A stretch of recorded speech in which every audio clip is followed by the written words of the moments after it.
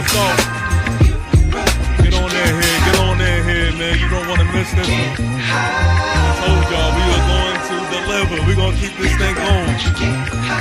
Let's go. We got my man Big Pat in the building. Shout out to my guy Mark Robb and Chef West. Let's go.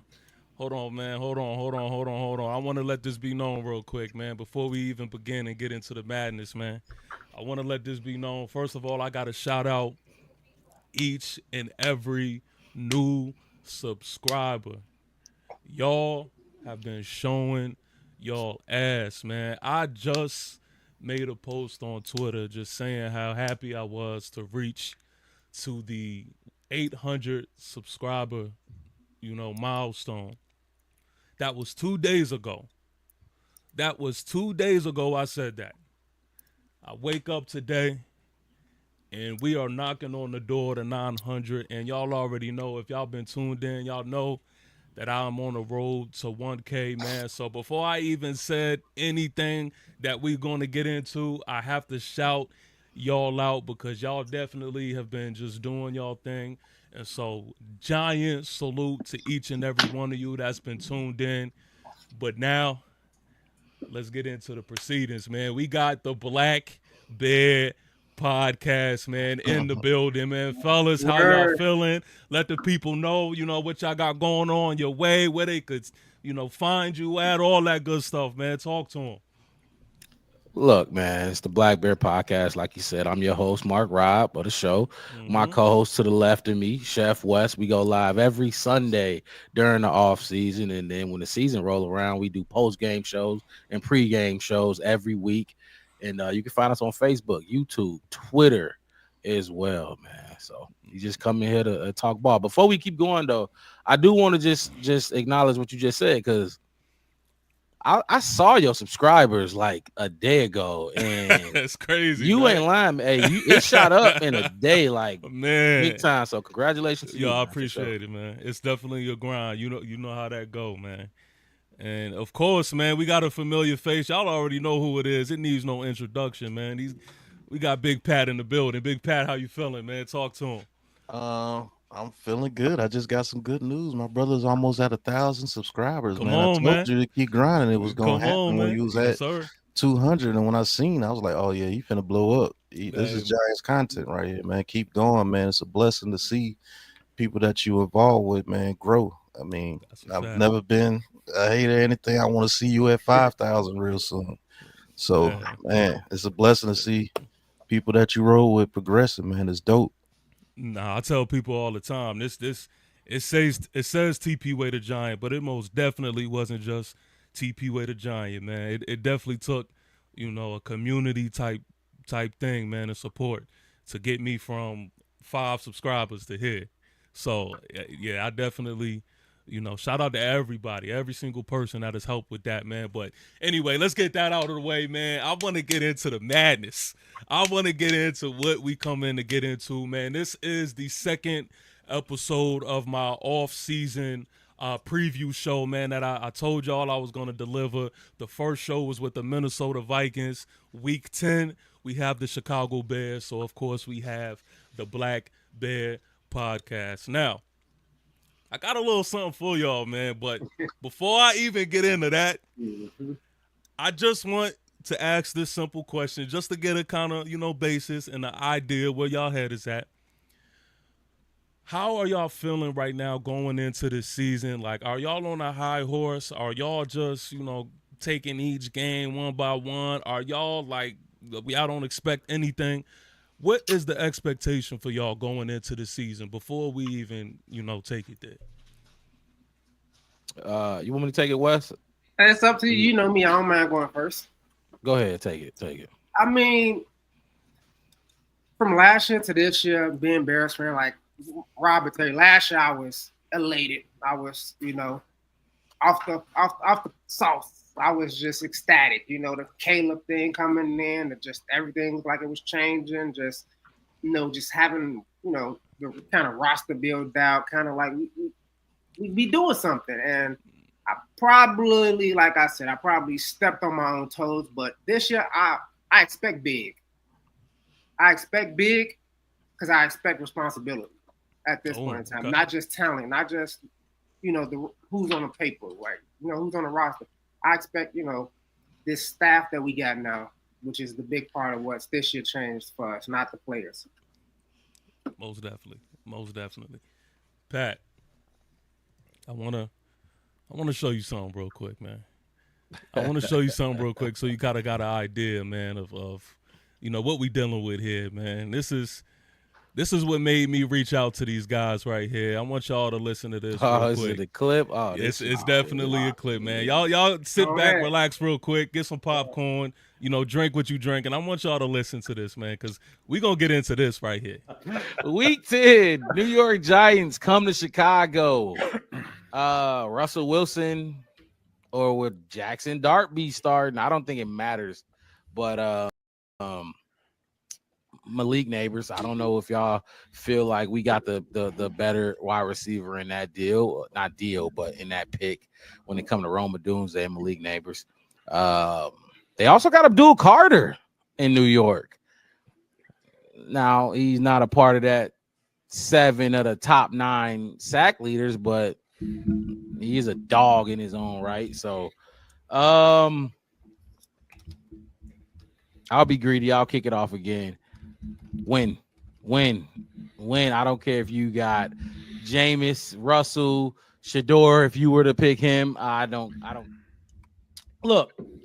Blowout. This game for me goes on the lines of that Raiders game, that Saints game. What I give us 31 in both of those games, I'm giving us 34 in this one. Look, I'm going win, blowout, beat down, whatever other phrase you want to use for a whooping. 34-10, nothing gonna matter. I don't care. Abdul Carter, Jalen Carter. What Shannon Sharp say? Abdul Carter, Jalen Carter, Chris Carter. Lakers in 5. Bears with it. Bears got it. That's mine. I'm with you. Bears win. We come back home off of the road. 2 losses back home. It's gonna be a beat down. It's gonna look bad. It's gonna look bad. I got us winning 31-17.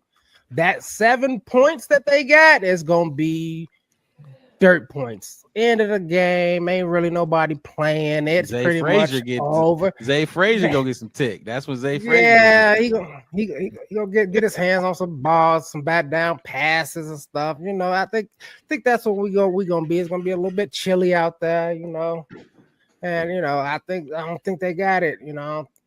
Just don't.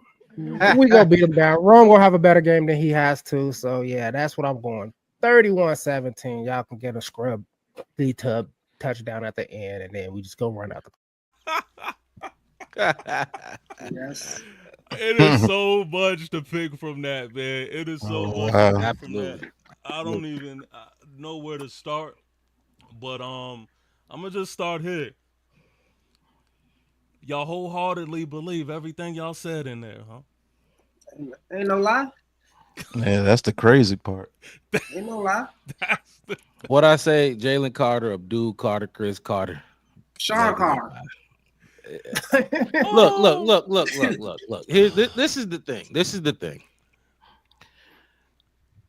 I think y'all have. First of all, before I came on this show, I was doing a little research because I actually forgot who y'all quarterback was last season, and obviously it was Daniel Jones. But you alternated between Daniel Jones and Drew Lock, right? Drew Lock. I don't think Russell Wilson, because that's your starter. He's going to be a starter, right? And this is what I'm talking. When we made that video, we was basing it off the quarterback situation y'all had last year. And you went around and you got Russell Wilson and all that. I don't think he moves the needle at all. I don't think Russell moves the needle. Jackson Dart, I've got a question for you about that a little later in the show, but I mean, yeah, I stand by everything I said on that clip. That was a great job. I was impressed by that you found that and put it together like that. That was impressive. Caught me off guard a little bit. I know I said all that. Yeah. I actually, when I was putting it together, I was dying laughing because I'm like, yo, these dudes are actually serious. But see, this is why I like to have collabs like this, man, because as Giant fans, you think one thing, but I want Giant fans to get their ears to the voice of other teams. Like, I want them to hear how other fans think of us, man. And I've been saying this offseason, that there are teams that I just do not believe are qualified to talk heavy about us. They're just not. But when they do their schedule predictions and when the Giants pop up, they talk super crazy like it is going to be some walk in the park. And you know who one of those teams are? It is the Chicago Bears. Why not? Why don't we have the right? Okay. Didn't y'all pick 4? Yeah. Didn't y'all have the number 4 pick? See, I'm not the picks. That's semantics. Like, right. I really feel like at a certain part of the season, it was more like, okay, we tanking. That's clearly right. But if you really like pay attention to the meat and potatoes of who the New York Giants was last season, a lot of the losses were close games. Our defense still at times looked very, very good. There's still things that you can take away from the losses to say, you know what, if you put these building blocks and pieces in the right places, it's going to look completely different, right? But it's so easy for everybody to say, oh, Giants, bad record, top draft pick, oh, that's going to be easy win. And I am here to let certain teams know, like, listen, it is not going to go the way y'all think it is going to go. All right. Now, I can't sit here and talk about, I'm going to wait till the season gets here to talk about wins and losses. But what I can guarantee is that walk in the park shit. Nah, it's not happening like that. I can guarantee you that. Especially with y'all to me, I think y'all are in the same boat as far as just rebuilding. Like, not even a total rebuild, but I feel like y'all are still trying to get certain things together. Y'all just coming off of firing the head coach. There was a lot of undiscipline that I seen from the Chicago Bears last year, and that doesn't just wipe away just like that. So I'm looking at it like, look, we both in a situation to where we are trying to look like the complete opposite team of what we looked like last season. And that's how I look at it. Nah, we look. I respect the Giants franchise for their history, great players, but it's not the same, bro. We're not the same. We're built. We're just picking out the drapes. We're just putting the furniture in. It's built. The organization is built. We got recipes in Virginia, but George is out there spending the money. They building out the staff. When you look at this, is probably the first time that I can recall where non-Bears fan can name almost every coach, or at least the important coaches on our staff. You know who our defensive coordinators, who our head coach is, like who our quarterback is, like players. It's not just, since Brian Urlacher, Lance Briggs days, when you knew when Chicago was coming to town. Y'all on the other hand it's some. Y'all got some decisions to make. We've been there. I'm just waiting for my opportunity. Pat, go ahead, Pat. You can go back, but y'all got some decisions to make in the building. Because he talking about what everybody know what the Bears are. The question is, do the Bears know what the Bears are? See what I'm saying? Do you know what Caleb Williams is? Do you know what your offensive line is? Do you even know what your defense is about? You see what I'm saying? Like, besides Jalen Johnson, Tremaine Edmonds, and the guy that you got from the Eagles, they ain't killing the world.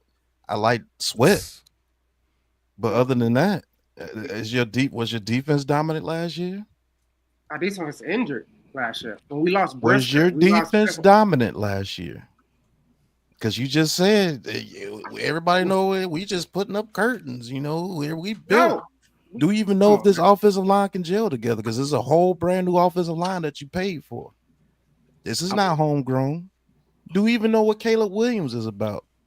Because I know what he's about. I knew what he was about at USC, and I told people that I would have took Bo Nix over him. And guess what? Bo Nix made the playoffs.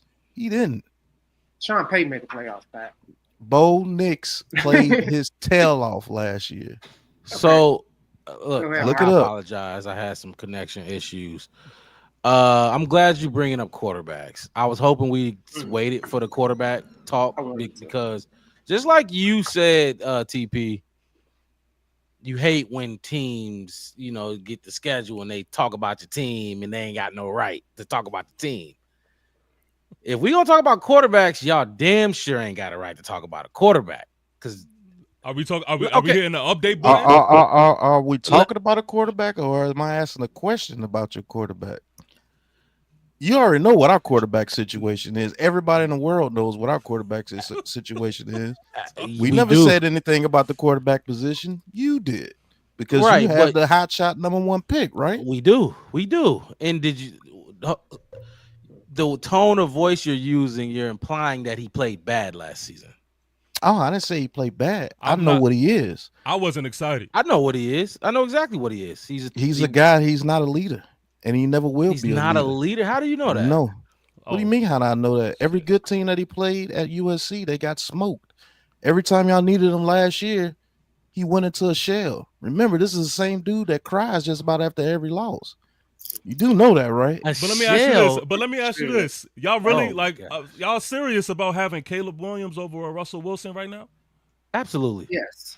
Absolutely. Over Russell Wilson. Because of age, of course you got to go with Caleb Williams. Just off age alone. Talent. No, I'm not even talking I'm not even talking about like the overall scheme of things. I'm just saying going into this season, like you got Caleb Williams over Russell Wilson.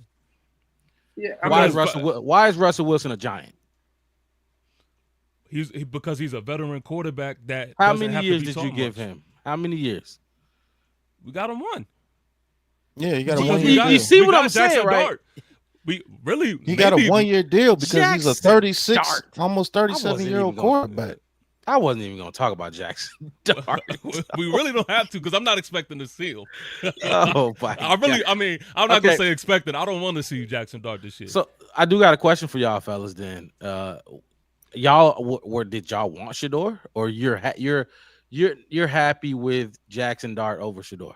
I'm not gonna hold you. I wanted Shedeur. Yeah, I wanted Shedeur Sanders, but I know the reason why Shedeur is not here. It's not what's being reported. It's not what's being reported. That's a whole different conversation. But Jackson Dart is going to be up to Brian Daboll if he can get him, up to par. But our quarterback situation. This is not even a question. You know that our quarterback situation is bad. I'm going by what he said, Chef West. He said you guys are a built team. The only thing you adding is the drapes. Yeah. So y'all ready to rock and roll over there in the NFC North, where you got the Packers playoff team, Detroit Super Bowl hopefuls, and the Vikings Super Bowl hopeful. Detroit's not a playoff team. Not no more. I don't. This year, why not? They got stripped down, just like the Bears robbed Carolina. The rest of the NFL just robbed the Lions. When we traded that number 1 pick and we got the Caleb Williams pick, the Tyree, when they got. Okay. West. Don't let him turn this into Bears versus Detroit Bears. This ain't Bears. This is about his Giants. No. We not doing that because I know you can't do that because you know what time it is with Detroit. You know what time it is. If there was a Lions fan on this podcast, we would have that conversation. Look, I think there's a Lions fan in the section, Detroit fan. But we not about to let you get clout off the Lions name. That's not. I'm not getting clout. I never want clout off any other team but my team. I'm just telling you what you have in your Giants. division. What do you have in your division? Oh, we got the Super Bowl champion, the NFC East loser in the NFC Championship, and the Cowboys. I know what we have. We're probably going to struggle this year. We know it. That's what I'm trying to get to. I'm not saying that shit. I'm not saying that shit. That's Pat saying that shit. I ain't talk about the NFC North. I want to talk about these two teams that's, who we represent. But this is my thing. I just feel like if we hit the update button, because I feel like when people talk about the Giants, which is such a safe take to do. It's such an easy thing to do. You know, you look at the record, you look at the struggles of last season, boom, you say easy win. But I feel like if you hit that update button and you look at what we have defensively versus what I believe y'all have offensively, I'm just not like it doesn't give me this is going to be walk in the park vibes. It doesn't give me like nowhere's there. Like I don't see that. Look I'm at trying the to roster. understand where y'all see there. that because I don't see that. My thing is, you're talking to the epitome of hanging your hat on defense. That's all we did. We've done that for years. We know what the story. But y'all never had what we had. Y'all never had what we have, though. Are you serious? Come on, yo. Come on, yo. We got a Dexter Lawrence, man. We got a Dexter Lawrence. Okay, 2018. You think that defense is better than 2018 Bears?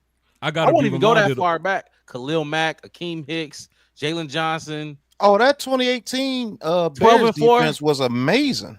That was the only reason why y'all went to the playoffs. Exactly. Y'all went to the playoffs with Mr. Trubisky, but that's absolutely 18. We're talking about 25. No, I'm just trying to say, like, you think your defense is that good? If it ain't good, then they're not gonna carry you. Is what I'm saying. I think they're good enough to beat y'all. I think they're good. Like week 10? By week 10? Yes. Look, listen, y'all have a lot of you know what I've seen in the little times that I've seen the Bears? I've seen a lot of undisciplined football. That's a fact. And Ben Johnson's here. But so in just 1 year. And go ahead. Go ahead, Pat. Go ahead, Pat. You got it. I think he's a fraud. I think he's a fraud. His whole energy to me is a fraud, bro. I'm telling you. You're gonna see. But you're gonna see because look what he did. Look what he did for the Lions. You wanted to bring on. Look what he did for the Lions. Before he did a great thing for the Lions. But what if I told you Dan Campbell was one of the ones that started that? He just allowed him to do it. What if I told you Dan Campbell started that? Go do your research. I would agree. He started that. Dan Campbell hired him. I would agree with you. That whole system, Dan Campbell brought that to the Lions. I want to see what he looked like as a head coach. So there's a difference between being an offensive coordinator and a head coach. That's a fact. Absolutely. That's a fact. You do know offensive coordinators fail at a high rate when it comes to being head coaches because you have to be a leader of men. So while he's looking in that play sheet trying to get his play calls out there, he's not focused on the thing that you guys are really built on, defense. See, you're getting ready to do what we did. Oh, we want to put up 30 points, 40 points. Giants ain't never been like that, man. Y'all have never been like that. Y'all Super Bowl season, you know the reason why y'all was putting up 31 points on people? Because y'all defense won't allow nobody to move nowhere. In 2018, how did you get to the Super Bowl? Not in the Super Bowl, but to the playoffs. In 2006, when you went to the Super Bowl with Rex Grossman, what was it? Defense. Lance Briggs, Brian Urlacher. You know what I'm saying? That's what you guys are, defense. That's a fact. So why are you trying to change it all the way to offense? Because these new people are telling you, you got to put up 30 points. You got to put up 30. I'm not saying you guys are with it. I'm talking about your organization is with it because that's they're going into. Change it. We're not changing it all the way to offense. I think you fail to realize. Really? We still have – I don't think you have a cornerback on your team better than Jalen Johnson. Tyler Gordon. Pass to Debo and Jalen Johnson. I get a nod to Jalen Johnson. He's nice. TP, we gonna get into the position. We gonna compare these positions. Yeah. Okay. Because let's do it. Let's do it. Let's start here at quarterback. I know we touched on a little bit, but let's start there here at the top. Obviously, Bears. You know, but hold on. Let me say this though. This. What we're doing is we're not talking about the totality of like what they're going to be as far as the future. We're talking about this season, what we believe them to be for our team now, right? Absolutely. So y'all know who we have. I mean, Russell Wilson, Jackson Dart, Jameis Winston. That's our QB room. Tommy DeVito, don't leave DeVito out there. I like watching him. He was funny to watch, man. He was great to watch, man. That was a money move. That's Sopranos, man. See, this is why we doing this because I want to be clear. There's an update button that needs to be hit on a lot of the guys. There's an update button, all right, and Tommy DeVito is one of them. All right, he's a practice squad guy for us, but Yeah, those are 3 horsemen, man. That's our 3 3 horsemen. horsemen. Don't worry, Bear Truth. I see you in the chat. We gonna hold it down for the you. Bears I for saw. sure. We gonna hold I it down. saw. Who we got? Who we got there? Who we got in our QB room, West? What we got? Caleb Williams. Badgett, Williams, and I don't know who your third guy is, but Case Keenum. Case Keenum, okay. Yeah. Yeah, he's a deuce of spade. You know, I guess I'm trying. Come on, TP, just give us the nod. Just give us the nod. I'm about to.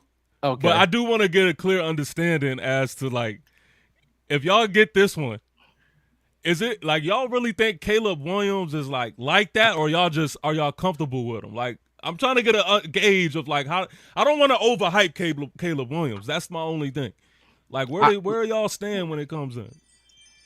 I'll keep it brief, Wes. I'll keep it brief. Go ahead, Marcus. 3,500 yards, 20 touchdowns, 6 interceptions. He had 3 offensive coordinators. His head coach fired. It was fire burning around him. He had one of the worst. First of all, he was sacked 68 times, and he still managed to throw 3,500 yards, 20 touchdowns, and only 6 interceptions. Broke a Bears rookie quarterback record. Imagine if you get sacked just 40 times, and that's still a lot. Just give him 40 sacks instead of 68. That's all I gotta say. That's all I gotta say. So very optimistic. He did that with let's put it in perspective here. He did that with, we're gonna talk about this wide receiver group. We'll get there. But he did that with DJ Moore, Odunze, and Keenan Allen. Keenan Allen. With your tight end that is dope. Cole Kmet. Cole Kmet, dope. Love Cole Kmet. Pat just got on my good side. And so my thing is as well, is Pat kind of touched on this. When it comes to just being a total package as far as being a quarterback, I didn't see Caleb Williams taking command like I would want my quarterback to. You know, a prime example is, I forgot what game was it, but y'all know the game where they on the game-winning drive, the time run out, and yeah, that was ridiculous. You know, that's like a prime example as to like what I mean as a quarterback, and it's a coach too, but I would like to see some type of leadership, some type of, you know, understanding of what is going on throughout the game for you to win in situations like that. My whole thing, you can go back. No, I just wanted to, because Bear Truth 9, you just think I'm just up here talking nonsense about the history of your team. You do know that I think you guys are one of the only franchises that's never had a quarterback throw for over 4,000 yards. That proves how much of a defensive franchise you are. You guys run off defense. So when you try to change the whole trajectory of what your team is going to win by, that hurts the organization, because you've already put that energy out there. You're a defensive squad. When the Bears are good, y'all defense is monsters of the midway. You created that, and when you go away from that, I'm telling you, you see it. You have with the Giants. We try to go to this offensive thing, drafting Odell Beckham, even though he was great. Evan Ingram, all this, you got to put up points.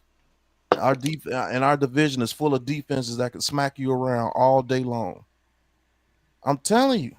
But go ahead, try to switch it over to Caleb Williams and make him be this. Yeah, because you talking about some. We don't want to talk about that. We know that. We tell ourselves this every Bears podcast to tell us this ourselves. This no 4,000-yard passer. Not only that, I don't know if you know this. No 30 touchdown passer. Exactly, because defense all the way. And we have Caleb Williams, and that's who we focusing on. We ain't focusing on Rex Grossman and none of that. I really wanted West to get back at TP of what he was trying to say about Caleb. Yeah, go ahead. I was interested to hear what he had to say. You do realize, because this is what TP and what y'all keep saying about Caleb. You know that it was his first day. It was the first time he was in the building. It was his first time in the NFL. The situations y'all are condemning him up. It was the first time he did it. It's riding a bike, skateboard, whatever the first time you doing something, you like, oh man, I wish you would have. We did too. We were screaming at the TV against the Vikings, call timeout, Caleb, do something.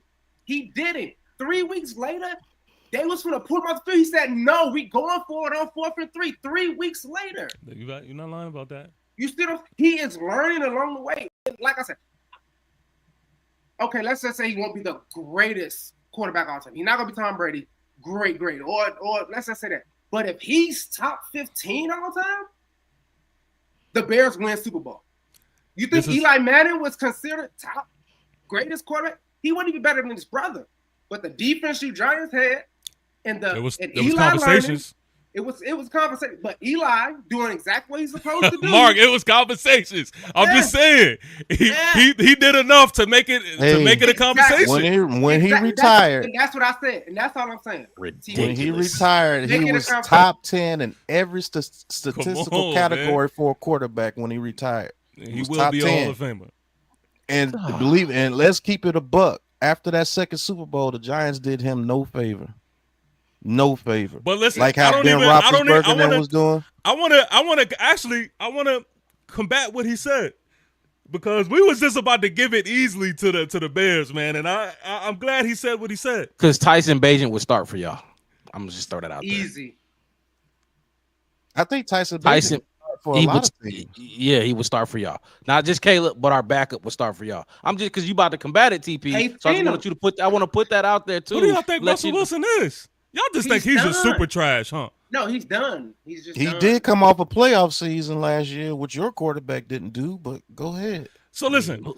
Mike Tomlin. So you just said Caleb Williams. It's his first time stepping in the building. He's still learning in the NFL. In the NFL, right? Not on the team. No, right. You talking about somebody who's been on 4 teams already? Who's my age. So what I'm telling you is, the stuff that y'all are learning and y'all have to worry about, we don't have to worry about that. And you ask why we have Russell Wilson, it's because of that. Those in-game situations, he could do that in his sleep. He knows, we're in this situation. Timeout. That's why we have the veteranship. And we're going to get into this wide receiver talk, because I can't wait. Seth, he's really the guy I really want to talk to when it comes to these receivers. But you seen the thumbnail. That's why I think a lot of people, man, they get distracted about these young quarterbacks that are now transitioning to the league, because they're taking over, and it is their world. And I'm not saying it isn't. That's why I'm making it particularly about right now. I think that a lot of people got a veteranship twisted and tangled, and I think Russell Wilson is one of those guys. Russell Wilson doesn't need to go out there and be young Russell Wilson. He doesn't need to go out there and be this magician of a quarterback, because we have playmakers around him that I'm hoping that can make Russell Wilson look better than what he's looked like when he was with the Broncos, when he was with the Steelers, because neither teams have what we have. So I'm saying all of that to say, the things that y'all are learning and the things that y'all don't like about Caleb, we have that in Russell Wilson. And what throw can't he make? And that's what I want to, like, what throw, when we talking about Russell Wilson don't have it, yeah, his legs is not there anymore. I give you that. But when it comes to getting the ball out of his hands, what throw can he make? I'll say this. Me personally, I thought the Steelers made a mistake sitting Justin down after he took them 4-2 and putting Russell in that and to finish the season. I think that was a huge mistake, just because of what you just said. Russell ain't got the legs no more. Justin does. I think that was a mistake. But look, I gotta give it to y'all. I'm outvoted, so y'all got the quarterback room. I just wanted to have the conversation. I know we can move on to the next position group. But I was gonna say, hold on.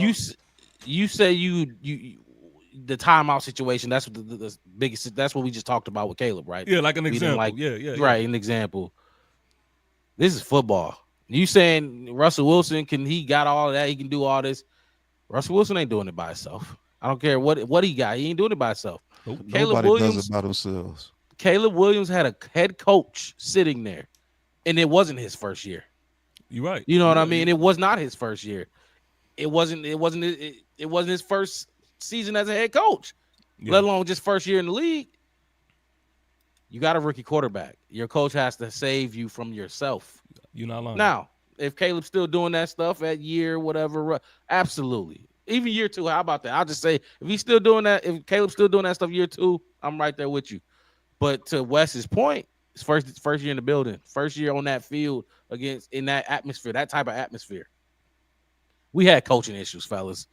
We had major coaching issues that I'm sure y'all Giants fans, I'm sure y'all don't even know the extent of those coaching issues, which we ain't got to get into. But that's all I had to say, because I've seen that too. I agree with that. I think when you look at Caleb numbers, you don't give him credit for doing that with what he went through at the same time. The house on fire. He in a cooking. You know what I do a lot of times, especially because we are in a division with Jalen Hurts, who like came in around the same time that Daniel Jones did, and you know we had that fiasco that we was dealing with. I like to put quarterbacks in different situations to get a perspective to where people can understand.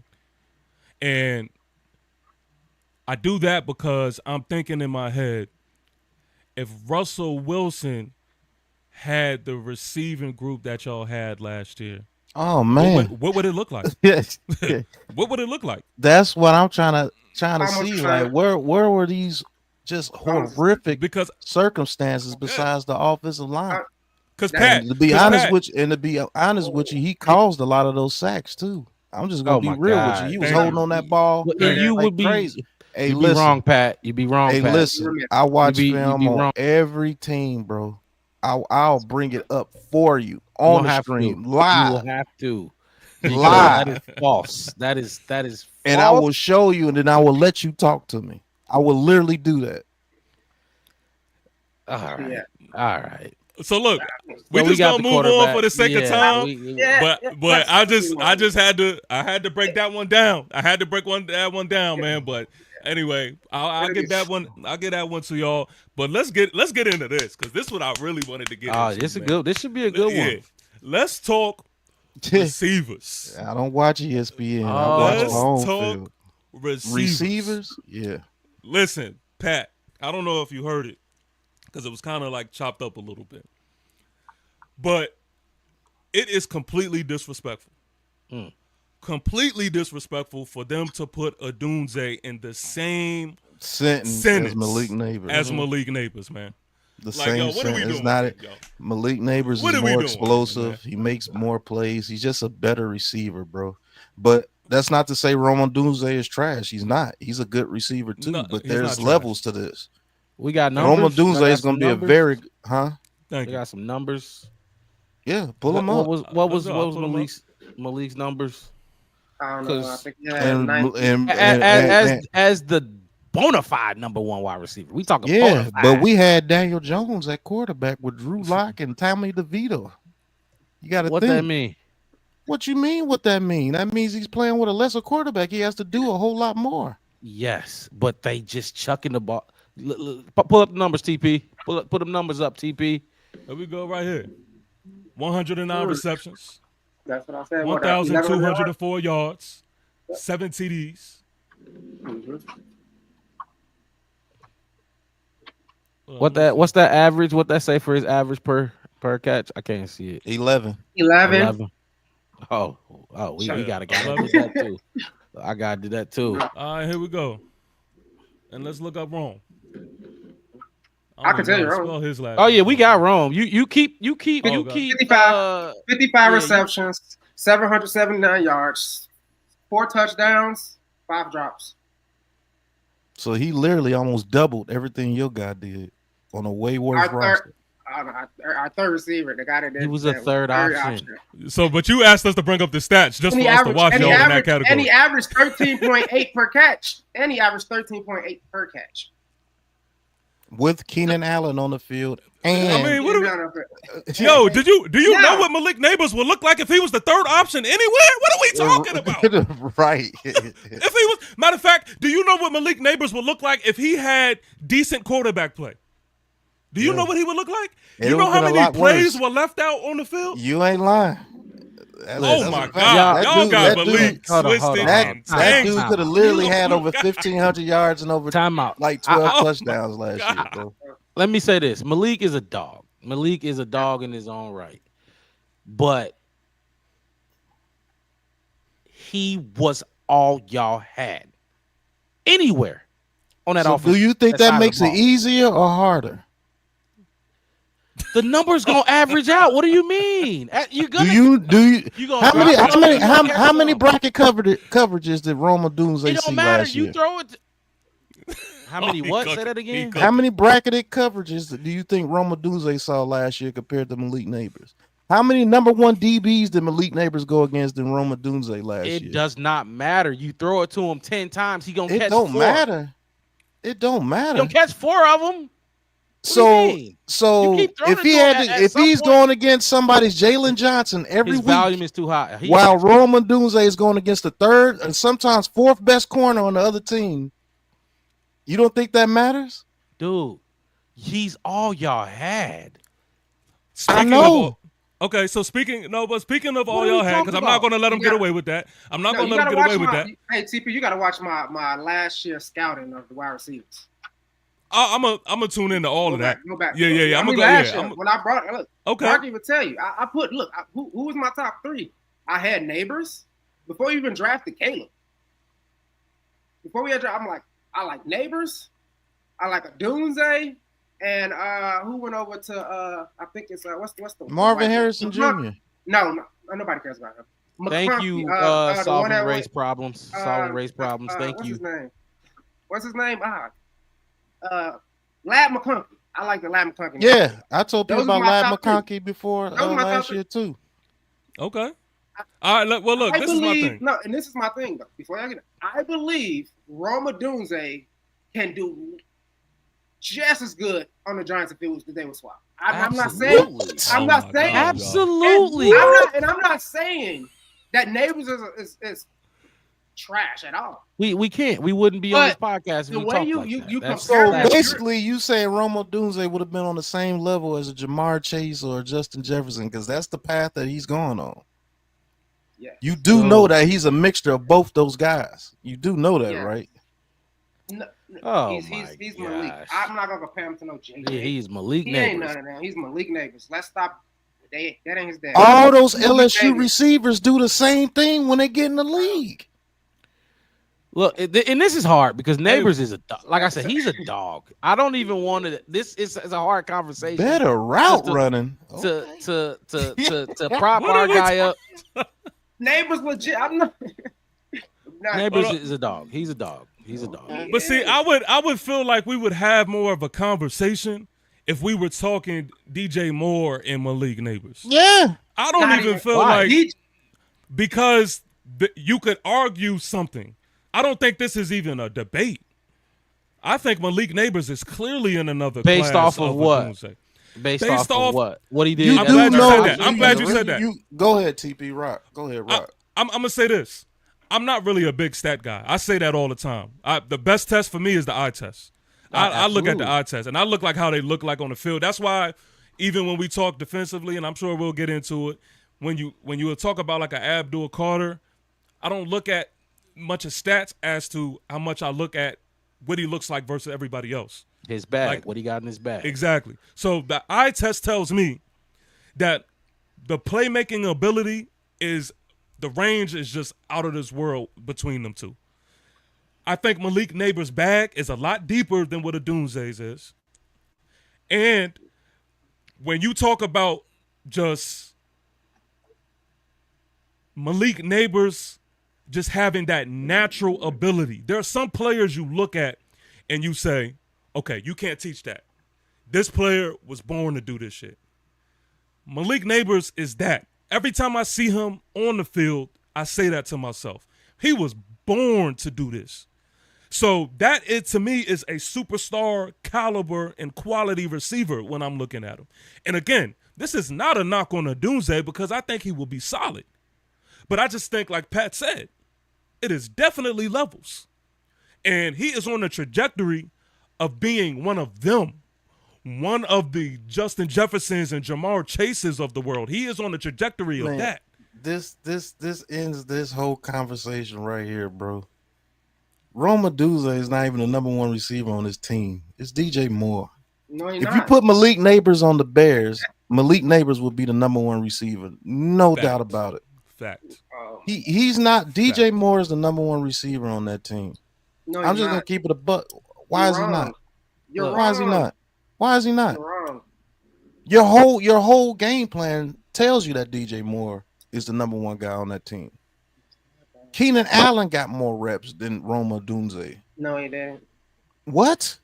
Keenan Allen missed 5 weeks.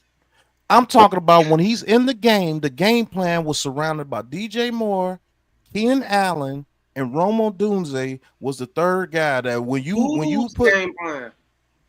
You guys game plan last year. That's how it was worked. You want to know why? Because those two were more talented than Roma Dunze. No, it wasn't. Yes, they were. If Roma Dunze was like that, like how Malik Neighbors is, Roma Dunze would have been the number one guy, no question. Look. Wes, this is their golden goose, and I know, and I'm not knocking them for it. He had a phenomenal. Malik Neighbors. I am not hitting shit on Malik Neighbors at all. He had a phenomenal rookie season, and honestly, we don't got a leg to stand on if we actually going because born for sports, saying the biasness is real, and it's obviously gonna be a little of that, but we keep it a buck all the time. And I mean, if you want to, neighbors got it, but we talking about the wide receiver room, ain't we? I'm glad you said that. Because that guy in Dunze that y'all are talking to me about, I'm looking at the stats here and we can pull them up.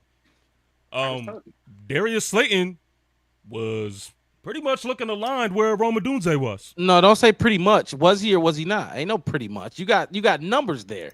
Either this is why because the numbers thing right here is what I don't like. Because was Slayton let's talk factors.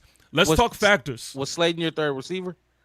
Second. Yeah, you can say that. Over Wan'Dale, yes. Over Wan'Dale. Or was it Wan'Dale? Yes. Was it Wan'Dale was our second. Wan'Dale was our most targeted receiver. Yes. He was the number 2. And do I need to bring up Wan'Dale stats? If you're going by stats, I know what Wan'Dale did. I know what they did. I had him on my fantasy team. I know what they did. Oh, okay. So if we're going by the metrics that you're laying out, with the quarterback play that we've had, with the system that we had last year. System that we had. So we talking about what we had? That's what we doing now? Because we had, a lot of shit could have been different. Oh, with no. With what y'all had, y'all had a good quarterback. Let you tell it. Y'all had the new up and coming. We had 15 coaches fired. How many coaches y'all had fired? How many different schemes we had some fired as well. Yeah. Our coaches on the hot seat. Who got fired then? Tell me. You don't know the whole Brian Daboll situation? You better go look at it, bro. I got y'all here to tell me it. Who got fired? I don't need to look. Y'all right here, ain't y'all? Okay. Well, who got fired? I know off bat. I will have to see the list, but I know off bat we running backs coach. The trainer, no, running backs coach left. Our DB's we have a cornerback. We have a cornerback. We've coach. switched defensive coordinators back-to-back years. That's a fact. Boy. Our best offensive play caller has not called plays in 3 years. I was just about to say that. Thank you. It's a mess over here, bro. Way worse than what Caleb you guys had. had. He's had 4 offensive coordinators by his second season.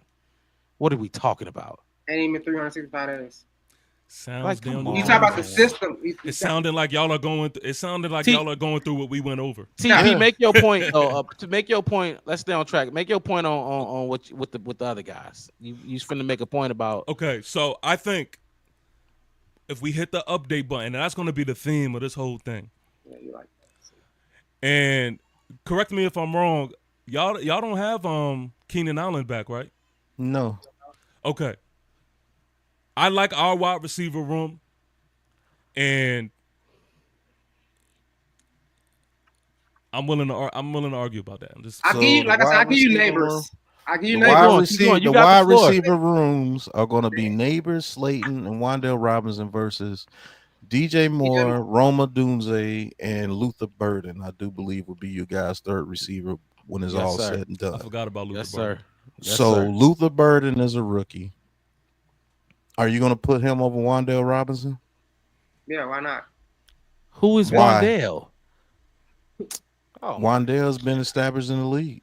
If we just going to go by just because he play, No, because I He's- mean, if He we're got a going good bag. again, Is he a threat? Like, okay, is he a threat? Like, be honest on your if own put in the team. right system, if put in the on right your You system, put them in the system. correct system. in your system, is he a Which- threat? Like, be 100. Keep it 100.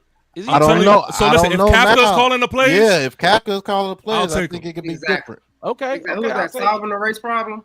You're right. Like I said, I will give you neighbors exactly what you said. I'll give you neighbors, but as a whole, our wide receiver room is 3 spades. Y'all got a spade. I think Sweethearts. Slayton and Roma Dunze can be on the same level, bro. That's how I see it. But they not. And Malik They're Neighbors not. Okay. is If better you than said DJ neighbors Moore. is here and Roma's on this level, Slayton is under this level. Okay, does but not- where's No. Wandell? Where's Wandell to Roma Dunze then? The same. He down there. Y'all. He's 2 not and 3 down the there. same. Based Y'all off don't of like what? Rome, Because though. it's not Oh my God. stats. I'm talking Based about off of like what? Rome. Because eye it's not test. How stats. about the eye test? Oh, The- okay. The bag. A better question is Yeah. explain to me what Romo Dunze is. That's the better. So He's a explain to me what he complete route is. running What he can- explain his route running to catch. me? Because everybody, I He can say can any catch a receiver is high a ball. route runner. I can say any receiver is said good. better. Tell You me. can't. No, you Huh? can't. Can't say No, that. you I can't. can, you can DK literally Metcalf, come on here. DK Metcalf is not a route runner. You better check oh again. My gosh, he runs You better route, but he's check not a route again. runner. Come on, TP. Come on, TP. He's not Larry I'm, Fitzgerald. I'm better with check you on that again. one, but You know but what I mean? Come on, you talking about that. he. I'm with you. I'm You with you, can't Rob. say anybody's But a I route understand what runner. That Pat is ain't- trying to say. Better check again. I'm with you, Rob. I know what you're saying, but I also know what Pat is saying. That's real shit. I know what both of y'all are saying. I You will can't literally categorize. look. You don't want to categorize him as a route runner. I get that, but he's not like garbage to where you could just say you can't. I will literally put up an open form of everything that I'm saying, and I will do it live with you watching me, showing you. Pat. I promise you I will. Pat. You're sorry. You can Just stand on name- that hill. Just name the time. Pat, you Pat, standing on it. I would do it. Listen, I would do it on you guys' platform as a guest, and I will bring it up and do it for you on your show. It don't ever have to be on the ABSN. It will be on the Black Bears podcast. So this is my Appreciate thing, that. right? This is what my thing. I just think, if you're talking about the totality of things, if you're talking about stats, we both have our different eye tests. I think personally that our wide receiver group has it. Yes, our wide receiver 1 is a big thing in this conversation because that's who's going to carry the load. 75% of the conversation. So I mean, I that's where I'm 60, with it. But I'm willing to go. 60%. I'm willing to go with the votes. I'm willing to say a wash between the two teams because It- if it- you really it- look at it, there's no team that's levels above either team in the receiver position. This is Because sick. you can argue This both is sick. sides. And I'm gonna have to agree with it. I don't agree, but we're not gonna get past this one. So that's why I'm gonna have to agree. And that's I'm sick. agreeing. That is very I ain't sick. agreeght. We wrong. Yeah, that is very You're sick. wrong. but- Okay, but- all right, well, we'll leave it there. Find We'll another leave it group. there. We got some group shot can win though. We do have some group shot can win. That's Oh, what I'm saying. when we get to that other side of the ball, we're gonna really get to Oh talking. my gosh, This is- TP. This is not the group to win. Other side of the And ball, that's Listen. my thing. That's my thing. Y'all Listen. want them. Y'all want it all. No, And y'all no, had no, the no, no, fourth- no, no, no, fourth no. overall pick, No. but y'all want everything. No, listen. what are you talking He gave y'all the quarterback room. That's for one. For two, You I didn't give us nothing. Y'all didn't. Hey, you can't give us the quarterback. We took that. That was you didn't Okay. give us nothing. all right. In the Talk WCB, heavy. you Talk said- heavy. Right, in the What- W, what you I'm said, I'm gonna give y'all this one, but let's discuss it. You already knew in the W when we talked about the quarterback. We're not talking about that right now. It's not a wash. No. I'm That's not crazy, saying. Wes. That's Listen, I'm gonna say crazy. this. I'm gonna say this. When it comes to wide receivers, the main thing that I wanted to address Mm-hmm. was the correlation between Malik Neighbors and Adunze. I thought Yeah, that was not even a absolutely question. crazy. I thought that Not was even a absolutely question. crazy. But I don't even care about having the wideouts because, like Pat said, who we are to our core is on the other side of the ball. And when we talk there, that's when I'm going to really talk heavy. So y'all could, whatever. We'll leave the receivers as they may. Let's move on to running backs.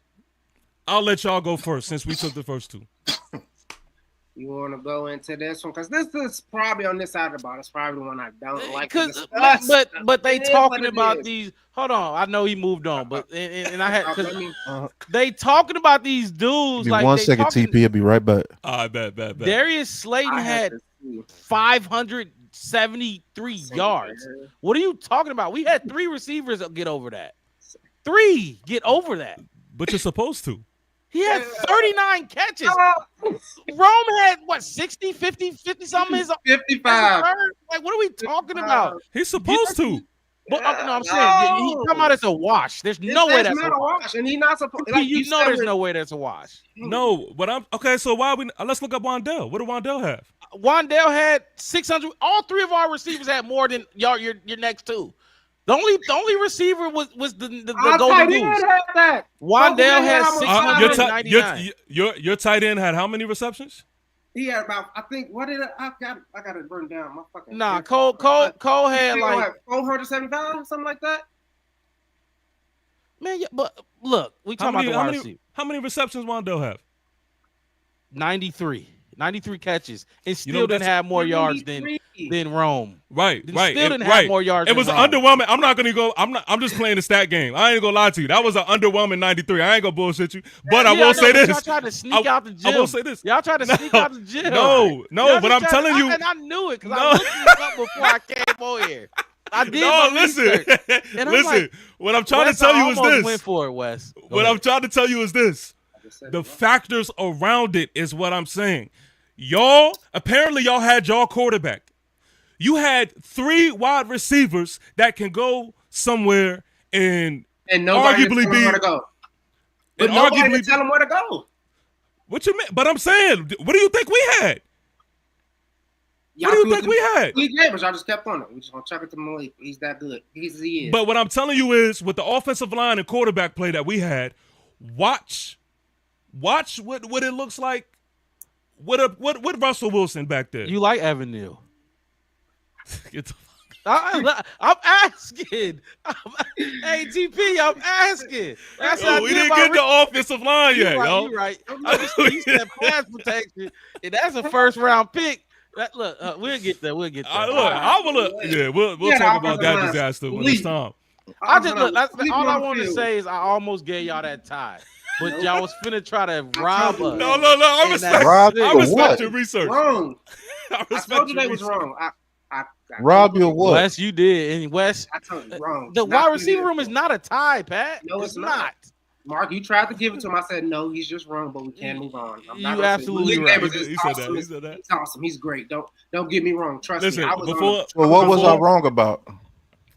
Hold on real quick, fellas. Hold on real quick. I do, because forgive me, I see each and every one of y'all in this chat, man, and I apologize because we locked into this conversation, man. But shout out to y'all for sure, man. I see Solving the Race Problem is active in there.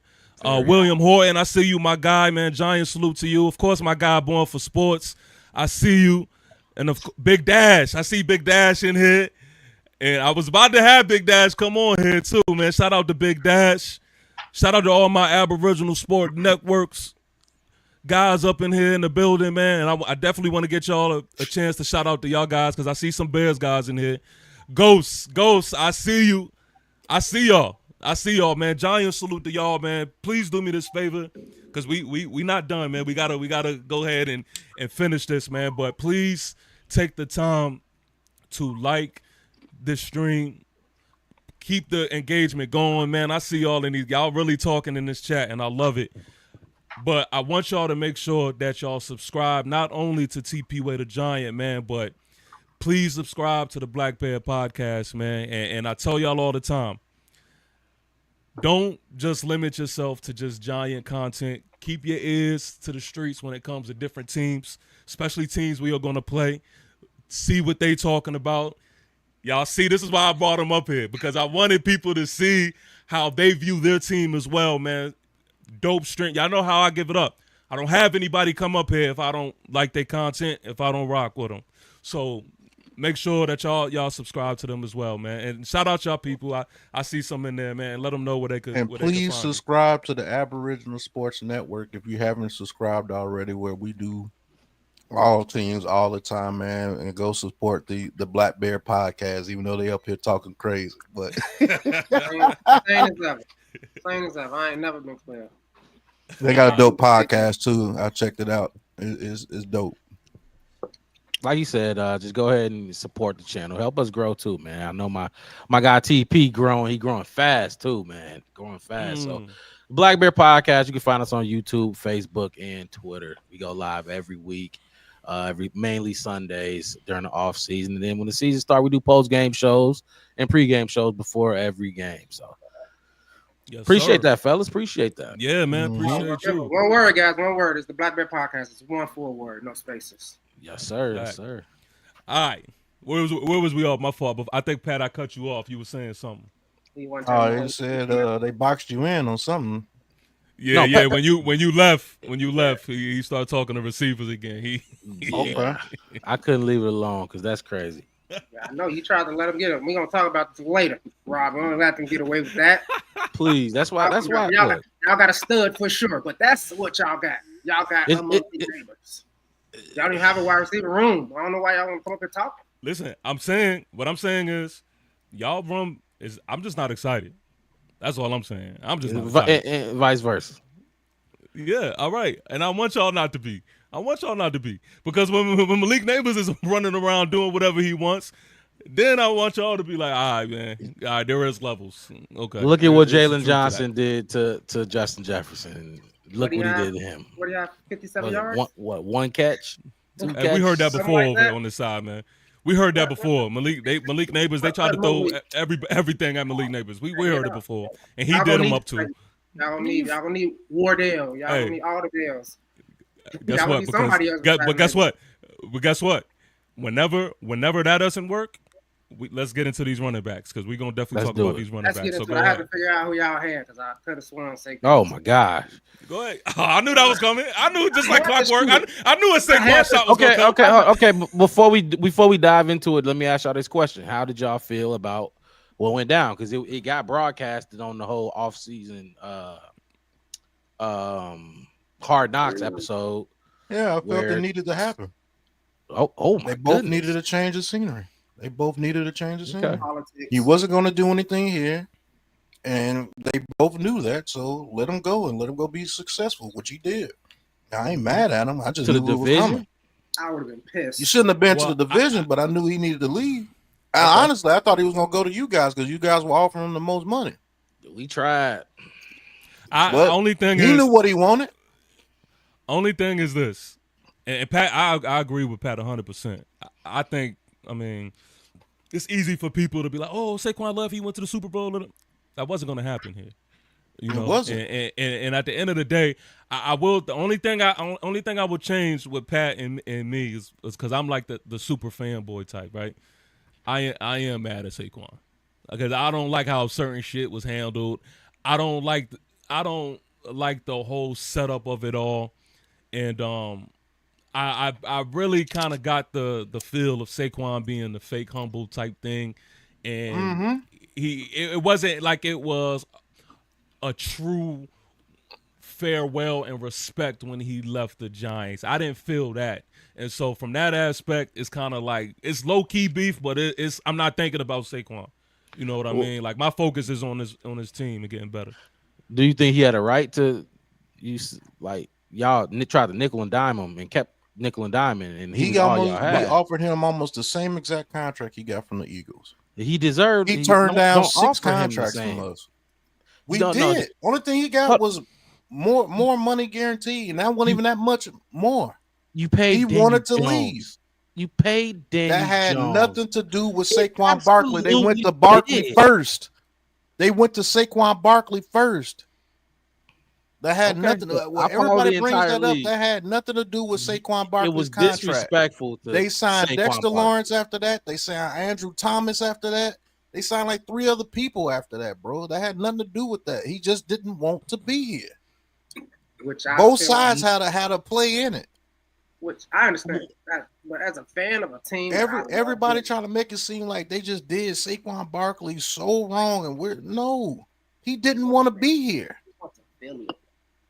Hey, Vocal Vike, I'm gonna be hitting your line on Twitter. I'm definitely hitting y'all on Twitter. But no, we got y'all week one. We got y'all week one. My whole thing is that's like if Brian Urlacher left and went to the Packers, and I seen him in a yellow and green 54 jersey lining up at my. Man, people wouldn't be talking about this if you didn't go to the Eagles. That's what I said. If he would have went to the Bears, wouldn't nobody even be sweating it. I would understand, but my whole thing is, how does that feel? I wouldn't be mad not one bit. Because we got this. We got act this. like his hometown ain't Philadelphia. That dude wanted to go there, bro. I'm telling you. That's why he turned down 5 contracts that the Giants were offering. People act like the Giants never offered him anything. It's crazy. Nickel and dime. How's it nickel and dime? Because he was a running back. When he only y'all devalued that position. We saw it. Your GM it was the same. They offered the contract that they offered was the same almost annually per year. Ours was 12.5. I think he got 13 from the Your Eagles. GM went on live on national television and said he didn't think anybody was going to pay. What did he call him? I forget exactly what he described Saquon as, but it was in that office. Bro, this is right before your owner came in. With Derrick Henry, running backs, when you age, that's what happens to you. Saquon Barkley is no different. He just went to a stacked roster over there, and he happened to be the key for them dudes to get over the hump. That was it. All I'm saying is it was a little disrespect there. That's all I'm saying. A little bit. So was it disrespectful on both ends or just our end? Just your end. He was all y'all had. It was just like, okay, 85 Bears, and the Bears didn't give Walter Payton a touchdown in that Super Bowl. That was very disrespectful. Very disrespectful. Why wouldn't you give Walter Payton a touchdown and he carried the whole offense for the last decade? And now you finally get to the Super Bowl and he can't get a touchdown in the Super Bowl? He carried y'all offense for the last, not decade, but however long he was there. Treat him like he did that. The difference between Walter Payton and Saquon Barkley is y'all went to the Super Bowl with Walter Payton. We weren't even making the playoffs with Saquon It takes a Barkley. team. It takes a team. Exactly. But see, you want to know? You just walked into the trap with that. I didn't walk into it because you paid Daniel Jones like he was going to get you to the Super Bowl. Listen. Speaking of Daniel Jones, and see, this is the whole different conversation, and it could get deep, right? When you talk about carrying a team, and you want to keep talking about, Daniel Jones, if you really want to be honest, a year ago, if you really want to be honest. If you want to talk about that 2022 playoff team, you should have been there. Daniel Jones carried that team just as much as Saquon did. Sure did. Oh my God! See, and people don't want to understand that. People don't want to understand that. Because he ran for more touchdowns than he ever ran for. Daniel Jones did? Listen. One thing Giant fans can all agree on, and trust me, they hate Daniel Jones. Giant fans do not like Daniel Jones. But they all agree to the fact that 2022, he did his thing. Look, and you can't rob him of that. You can't rob him of that. I go through this with Packer fans about Aaron Rodgers. Y'all do this to y'all great players when they leave. Y'all act like they was never nothing. And y'all don't realize how good y'all had it. That's not true. We show love to everybody who leaves. We love to see Xavier McKinney do his thing. We don't got no knock to Xavier McKinney. We don't got no knock to. Matter of fact, Evan Ingram, he did us dirty because he was playing like ass when he was with us. Yep. But when he started playing good, we like, hey, it's good to see Evan Ingram finally show up. Like this players, yeah, it ain't no type hate. We got a saying in the Giants community: once a giant, always a giant. But it is only applicable to people who do it the right way. You going to the Ops, you going to the Eagles, or Chef West, like you said, Urlacher, if he go to the Packers, it's going to be different. It's going to be different. So that's just the thing. I mean, but anyway, I see him trying to escape this running back talk. Let's talk about this running back room. Who's on that side of the ball, man? Let's get it. We'll kick it off with DeAndre Swift. And I'm guessing your number one is Devin Singletary? No. Update button. That's what I'm talking about. Oh, Tyrone Tracy? Yes, sir. Y'all really hanging y'all hat on my God. Here we go. Here we go. The downplay. Okay, no. He did. Well, he got over 1,000 yards. I'm not going to lie. It ain't enough. Okay. He snapped. No, he did snap. He did snap when he became the lead back, I guess. But, okay, so we're going to go Devin. Tracy. And then you got Cam Scatterbo. Scott, oh yeah, y'all sniped us. I remember that. Yeah, I know. That's why when I looked at it, I was like, I was finna go in on y'all running back room, but then I'm like, I see Tracy, and I'm like, nah, they got my guy. You know, I lived down the street. I'm gonna say, I saw. So y'all got Swift. Who else? Swift. Yes. Go ahead, Wes. Roschon Johnson, Kyle guy, and oh man, who's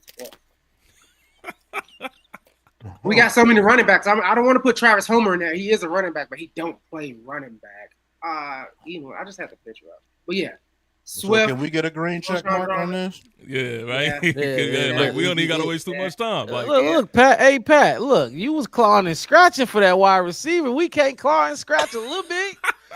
I do have to say. But no, y'all got that one. I'm gonna do it like the TP way. I'm gonna give it to y'all, but hold on, let me tell y'all who. Calvin Nunn got coming out of Rutgers. Last year he rushed 1,200 yards. Shout out to Coach. Yeah, let's get it. I actually think he should be number 2 in your rotation, but we'll see what happens. The only reason y'all got it is because y'all got more depth. Y'all got more. I'll put Swift against any one of your number ones. If whoever you decide to make your number one, I put Swift up against him. How Swift do with his health last year? He played every game. Oh, he did. Okay. He played every game. Okay. I like Swift. Yeah, he was okay. Yeah, Swift can get busy if you get him in the open field. He can get busy. Yeah, man. Roschon. I like Swift. Roschon that good. Red down. Red zone running back. Y'all should have kept Khalil Herbert, but if we really gonna look at it for real, is Singletary even really? Bro, is he even like?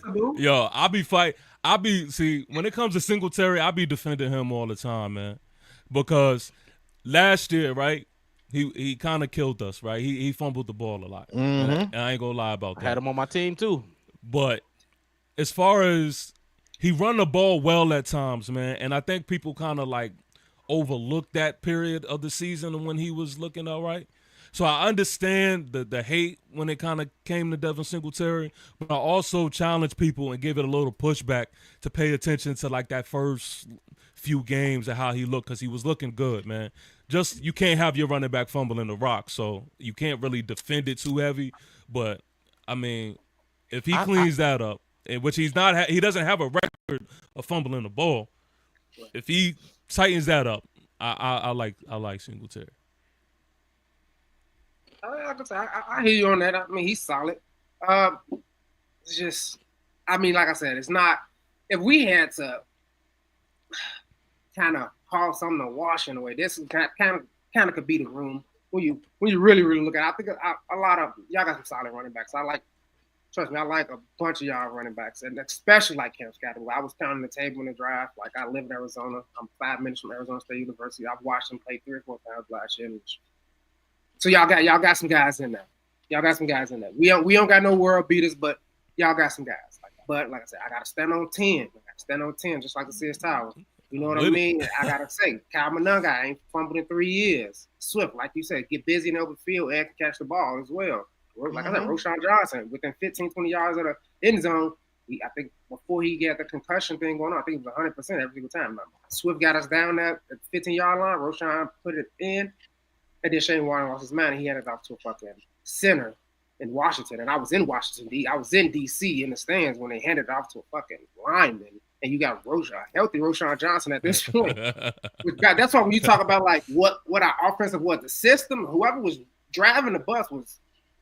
He was Otto from The Simpsons. He was high. He was a clown. You know what I mean? He was a clown. So I didn't expect that much after seeing what he was doing. But I respect what our offense still ended up doing as far as our run. Like I said, Swift still had 995 yards with the offensive line that fell asleep, literally, on the field. You seen the memes. If you watch sports, you seen the steal shots at the Bears' offensive lines. Well, you don't even see their names on the back of their jersey, just the numbers on their chest because they're staring up at the sky. And you wonder why we got sacked 69 times. Yeah. You know what I mean? But like I said, and then Swift was by himself because Herbert got injured. I don't know why you asked that keep him, but he was broken on Raggedy, Roschon, he went down with concussions, never really came back. Ian Wheeler tore his ACL in preseason. Travis Homer. And then remember, we had Velus Jones trying to run the ball, and he had wet hands. It's not a wash. It's not a wash. It's not a wash. It's not a wash. It can't be a wash. How can it be a wash? I won't label it a wash. I just think we got it. How? Oh, here you go. I almost gave it to y'all. I did almost give it to y'all, but I forgot Devin Singletary ain't nobody. I disagree with that. I disagree with that. First of all, I'm not even really like my major two guys that I'm fighting is going to be Cam Scatterbo and Tyrone Tracy. Tracy had 839 rushing yards. Swift beat him. You want to talk about the receiving as well? We can do that too. Does that not matter? Oh, okay. I'll look at this. So you want to do yards from scrimmage? I'm just saying, we can't take it away from him. We got to talk about what he adds to the offense. Oh, boy. Swift 995 rushing yards. He had 100 something receiving yards. I think Swift ended up with like 1,300 all-purpose yards. Exactly. This is not a wash. We got this one too. Bear Truth. We got. Oh wow! I'm trying to take the running backs too. Yeah, I'm telling you, they just. How do y'all have this? The only way y'all could get it is if we gonna say Cam Scatterbo is whatever, and we ain't seen him play yet. That's the only way I can give it to y'all. That's honestly, I'm giving it to him. Well, you gave Luther Burden over Wan'Dale Robinson, and he ain't played yet. I didn't even. It wasn't. It was because it wasn't. Oh, so the same rules don't apply for us. It wasn't because of Luther Burden. I didn't say one word about Luther Burden. Well, how is it a major stomping in a receiver room if you don't put Luther Burden over Wan'Dale Robinson? I'm putting Rome and DJ over all three of them. Give me those two over those three any day. Any day. Well, Malik Neighbors is better than DJ. And Roma Dunze is better than Slayton. So if you go by your logic that you have to wait and see what Scatterbo does, we have to wait and see what Luther Burden does. So that means we win with Wan'Dale Robinson. Oh my Pat, I'm being dead serious, bro. Trying it, man. Like I said, is that not right? I gave it to y'all, but that logic is depth. They got it, but based off what depth? Exactly because we got the better number one running back. Swift is better than everyone they got, and then I guess because what Devin Singletary. I guess y'all gotta have it. I guess. That's a tie. It's a wash. I'm going tie. Well, the receivers got to be a wash then. Oh my God! Here you and go back and retake. Y'all got one wide receiver, but and he don't equal R2. So what are we talking about? Our one wide receiver is better than your number one wide receiver in DJ Moore. Your number two ain't. And Roma Dunze is better than Slayton. You just told us it should be a wash because Cam Scatterbo ain't played yet. So Luther Burden ain't played yet. And we got Wan'Dale Robinson.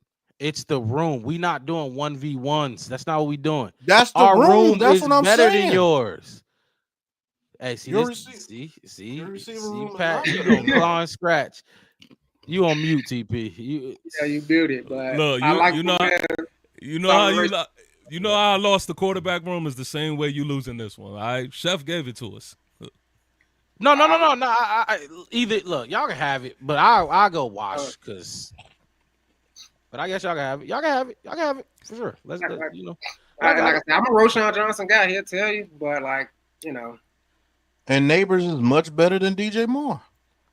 Why are we talking? Y'all ain't got one. They gonna keep the receivers. Y'all ain't got they gonna keep on with the receivers, y'all. Dang, that's all you got, Pat, is Neighbors. Oh man, because he's really like that though. Y'all got him twisted though. He is like that. I ain't saying we said that, and it was gonna be hard to because we not finna just sit here and let you talk down on Rome like he ain't like that. I didn't say Rome was not like that. I said Rome was gonna be good, but he's not Malik Neighbors. Let's keep it a buck. That's what y'all Malik said. Is a dog. We keep saying how many times I gotta say it. According to that video clip I saw, you were comparing Rome to Malik Neighbors. True or false? I said Abdul Carter, Jalen Carter, Chris Carter. That they had nothing to do with Rome and Malik. That was right. That was Chef. That was Chef on that one. I'm considering both you guys together in this aspect. So Roma dog. I like Roma Dunze and Washington. So with Pat just want to hear you disagree. That must be. You want me to say Neighbors is trash, and I said I'm not gonna do that. But you're not gonna sit here and act like Rome ain't like Roma Dunze ain't like that. Because you keep saying, because even with Pat, since we back on the wide receiver, who is Rome is at 100% complete wide receiver. He runs great routes, high balls. He does I watched the tape, I've seen it. And I asked you to elaborate on it. I didn't say you weren't right. I'm asking you to elaborate on it. Since we're gonna keep backtracking, just like TP was talking about Russell Wilson, what pass he can't throw, what route Rome can't run, what ball he can't catch. No, listen, and that's what I need. That's what I'm trying to make clear. Strong hands, toe tapping, end zone, ball recognition, field recognition. These are rookies we talking about, and yes, they dogs. You said Rome ain't gonna be up there with you. Yes, Neighbors had an amazing year as a rookie. So CJ did too, but that don't mean CJ the next time Brady. No, listen. You gotta keep consistent. Watch, Roman's gonna. I think we all in agreement. Rome is a dog. All right, we can all agree to that. Our major point, and we'll get off of this, right, is that we just think that it's levels and they not on the same level. So that's just it. That's just the main point. But anyway, let's get to Neighbors level 1, Rome level 2, and then it's all the other Slaytons and one. If level 2, okay, we'll give him level 2. See, no, we're not gonna give him nothing. We're not giving him level 1. That's all I can give him. I don't know what they want us to say about Rome Dunze. I said he's gonna be a good receiver. Yeah. He's just not gonna be level. I think the thing is y'all trying to because he's not on he's not on elite level. But y'all trying to say feels like equivalent to Slayton or you know what this feels like? LeBron fans. When you tell them, hey, LeBron is great on the Mount Rushmore, but he's not as good as Jordan. Oh, he's better than Jordan. He's better than Jordan. Let's not do that. Hey, we're not gonna start that conversation. We're not gonna get into that. Man. Next. Right. So y'all got it. This should be quick. I ain't gonna lie. These next two on the tight offensive ends? side of the ball should be quick. We could do tight ends and then we'll get into offensive line. So I mean, go ahead. My bad. Go ahead. Nah, I'm just saying. I think it's gonna be quick. To be honest with you, tight ends. We have Theo Johnson, Eric Bellinger, and we have a late round guy, Thomas Fidone. Who? Yeah, rightfully so. Shout out to Thomas Fidone. I spoke to him at the Senior Bowl, man. Gonna be a good tight end. You'll know his name by the end of the season. That's a fact. Hey, shout out to the Back It Up Beans podcast, man. I see you in here. He says, "Evening, gents. Just came across your show. Good stuff, man. Hey, thanks for tuning in, man. We appreciate that. Again, man, make sure y'all holding it down. Like and subscribe button. Yes, sir, man. Go ahead, like, comment, subscribe, and all of that, man. Make sure we keeping this algorithm going, man, because we are all going to be pushing out dope content, man, that we want y'all to be a part of the journey, man. And if y'all enjoy stuff like this, all we asking for is to do what's free, to do what's easy, quick, and subscribe, man. So shout out to y'all, man. Y'all booming in this chat. I see y'all, man. Shout out to y'all. It's good conversation, good football talk being had right now. Yes, sir. Anyway, yeah, that's our tight end, bro. Go ahead. It's on y'all. I forgot already. Y'all had who? Fidone? I ain't I remember. Pagolia. I don't even know who. Honestly, I swear to God, I forgot. I completely forgot who y'all said. We got Thomas Johnson. I said Thomas Johnson. Theo Johnson, Eric Bellinger, and Thomas Fidone. Yeah, flex your muscle. Go ahead, do your thing. Oh man, I don't know, Mark. You want to do it? Listen. The first round, top 10 pick, Colston Loveland. Michigan, love him. The $50 million man, Cole Kmet. And I could do our third one, but do I need to continue? No. Yeah, y'all went now. Look, y'all got it. Y'all got it. We ain't even got to waste. Y'all know who Cole Kmet is. You know who he is. We don't gotta waste too much time on that. I get it. Tight end room. That's an easy one. Yeah. I mean, we could put Coach Loveland in the wide receiver room. Hey, That's how great it is. And if you're gonna talk about pass catchers and include both rooms, and it's a pass. Hey Chef, I don't know why you did that. You know your boy gonna get back to the wide receiver. Come on, bro, keep going on this. This is why we got 31-17, and we gonna win. It's exactly why. Y'all it ain't just the wide receiver. Okay, but wait till we get to that other side of the ball. We got 6. There's another whole nother side of the ball. I'm just throwing that at you. All right, let's talk about the big guys. Let's get to the big guys. All right, offensive line. Pat, I'll let you take care of this, man. Well, the offensive line, you pretty much got to give it to them because of the names that they got and the trades that they got. So you pretty much have to give it to them. So we'll see, but you got to get a nod to them on offensive line based on the names. When are y'all going? Go ahead. My bad. You can't base it off the actual play because they haven't played together yet. But based off the names and what you did to get them, you have to give y'all a nod on that. And that's just straight honest. I agree. That's why I said it's going to be quick. But they play football. We seen what they do.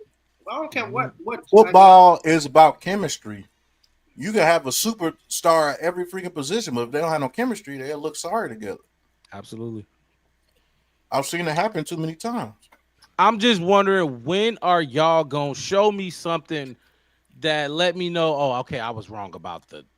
I'm glad you said that. 35, I'm glad you said that. 0, I'm glad you said that. I'm glad you said that. Hey, turn me up. Let's go. Let's talk about it. I'm just saying because it seems like y'all got one forced running back group, and we really, if you really want to be 100, we have not the room, but we got the best running back. Yay! We have the best running back. Yay! So y'all didn't win none of those positions. Yay! Hey, Giant fans, man, I need FIFA 4 Fum in the chat, man, because this is where we talk greasy. This is where we really get to it, man. I need FIFA 4 Fum in the chat, man, because I'm glad he asked that question. Because now we're going to really get into it. Now we're going to really get into it because offense is just one side of the ball. Offense is just one side of the ball. So let's really go. Let's really talk it. Let's start here on the defensive side of the ball. Y'all want to? Let's do D-line. Let's do D-line. First of all, I'm going to go ahead and say the best D-line in football. I'm going to go ahead and say we got the best D-line in football. Abdul Carter is a man amongst boys. When I told you earlier, he just separates himself from everybody else that is on the field, that is what we're going to have. But the best thing about our defense is we have the depth. We can mix and match, put them where we want them. And y'all going to have to deal with that. Not only that, we got the man, the myth, the legend, Dexter Lawrence. Matter of fact, Funk Flex bomb on this. What are we talking about here, ladies and gentlemen? We got the best defensive tackle in all of football in Dexter Lawrence. It don't matter who you try to have blocking Dex, he's going to get where he wants to get. So all of that other who's Caleb Williams and offensive line crap, y'all can have all of that because we are a defensive team. See, that's why the offense side of the ball, it really didn't mean much to me. Because when you talk about 34 points, on what defense is what I'm asking in my head. I'm not even done. Let's keep going. Kayvon Thibodeau is also another piece. Kayvon Thibodeau is somebody who can make plays on the other side of the ball. People like to sleep on the fact that he could set the edge because he can do that. But don't get it twisted. He has a little bag of himself. He can get to Caleb Williams, and best believe that can be a very much easy thing for him to accomplish with everybody else that is on his defensive line. I'm not even done, ladies and gentlemen. Can I keep going? On the whole other side that they're going to have to deal with is Brian Burns. Now, when you really want to talk about a bag, Brian Burns' bag is elite. You know, when they go have them defensive end, meetups in the offseason and things like that, and they take the youngins and they talk to them. Yeah, Brian Burns, he's the one that's leading the groups. He's the one putting everybody else on game. Like, Brian Burns is the one that is going to be one of the first people. I'm going to say one of the first now because we have Abdul Carter. I don't know. But he's going to be one of the first people off the line. So now you're going to have to deal with that. Ladies and gentlemen, can I keep going or should I cook? Did I cook enough? I'm going to keep going. Darius Alexander. His job is easy. From Toledo. See, he's right next to Dex. And whoever is next to Dex, your job is not complicated at all. See, all you got to do is just that, your job. Everybody else could be special. But don't get it twisted. Darius Alexander is like that. He is a run stopper. He is aggressive. He fits the mold of what we created on the defensive side of the ball. And we just talking D-line, fellas. I'm not even really getting into to what's behind him, but pause. But anyway, Elijah Chapman. Elijah Chapman is somebody who's going on this sophomore campaign a lot of people don't really know of. But if you've seen the viral clip, it's just a testament of who he is. When him chasing down a running back, yeah, he's like that. But he's like the youngin' in the group. He's the guy that they grooming to be the next guy. I want y'all to pay attention to him too. Oh, I'm not even done, man. We went to Dallas and went shopping as well. We went to Dallas, and what I need y'all to understand, man, is that, back in 2011, 2012, we went to a Super Bowl because we had a defense that played together. We had a defense that said, yo, forget what our offense looks like. Forget what our offense does. We got a defense that's going to win us games. We got a defense that's going to make it hard for quarterbacks to maneuver throughout the game. That is what we are bringing it back, ladies and gentlemen. That is what this D-line is going to mean. That's what this defense is going to mean. John through this going to lock up Big Dex. Okay. So, anyway, I say all of this to say, all that offense, cutesy stuff that's been talked about, so what? Defense is who we are, man. So that's it. Matter of fact, defensive line. You mean defensive line. That's all y'all miss. That's it. I see y'all in the chat. I see y'all. That's the defensive line is just the start of it, but we'll continue. Go ahead. That's y'all Malik Neighbors. That's y'all Malik Neighbors. So we can go straight to the linebackers because the defensive line ain't even worth talking about. So is that Alexander guy you mentioned? Is that a rookie? Yes. From Toledo. Spoke to him at the Senior Bowl live interview. Go check him out. What round? Nice. Oh, my fault. Chauncey Golston. I didn't finish that point. Chauncey Golston is another one. But anyway, that was who we went shopping with Dallas. Okay, I just had because he ain't on the list now. He ain't on the list. So, look, hard to argue with what you said, but I do got another question. Can you line those up? Give me your starting. What y'all running? 4-3 or 3-4? We run a mix, but if you go with 3-4, it's gonna be. What's your base?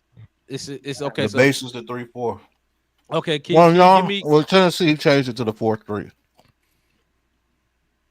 You run a 4-3. So give me your 4 down linemen then. Who's the 4 starters?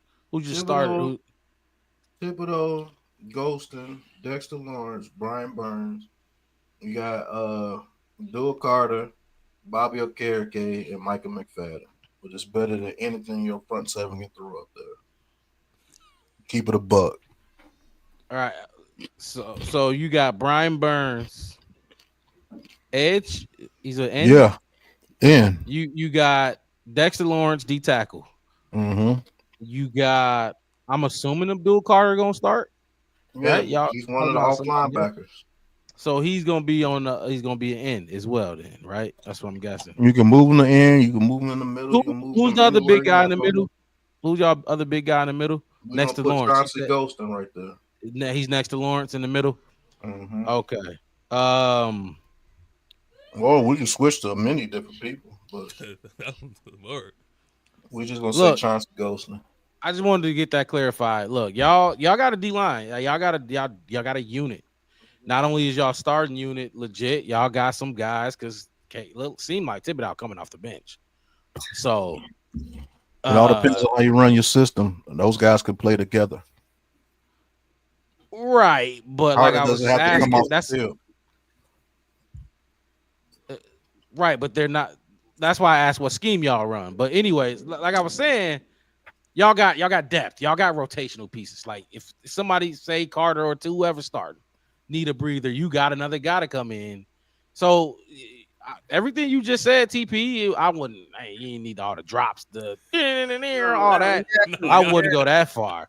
But no, y'all got a dog D line even before y'all drafted that stud out of Penn State. Wes, look, I ain't got too much to say to combat what he said. I don't know if you want to give our guys or. I mean, our nice new healthy defensive line is pretty good too. I mean, Grady Jarrett is pretty good. Montez Sweat is pretty good. Andrew Billings is pretty good. Now, where y'all win really is exactly what TP had to do. Go the long way. Put everybody out there. Get all the kids on the bus. Hey, he did, didn't he? You have to go get the cousins and them too. Mom and them. You have to. So y'all top 3 versus our top 3. It's a landslide. It's a landslide. Your top 3, Lawrence. Who, Abdul, I'm going to say. Y'all like put them rookies in there, which rightfully so. We can put Thibodeau. We can put Thibodeau right there if you wanted to. Thibodeau a little soft now. He a little. See, man, that's what happens, bro. That's exactly what happens. And I'm glad you said that because Thibodeau is on a prove it year too. And I'm glad. Yeah, there's a lot of people. There's a lot of people who's putting disrespect on Thibodeau's name, and I can't wait. I can't wait for this year because y'all gonna be reminded. But it's cool. It's cool. So but the thing is, that's what's so special about our defense. It don't even matter. We could say Burns, Dex, Tibbs. We could say Burns, Dex, Abdul. We could pick your poison. Pick your poison. No, y'all got some guys. Y'all got guys.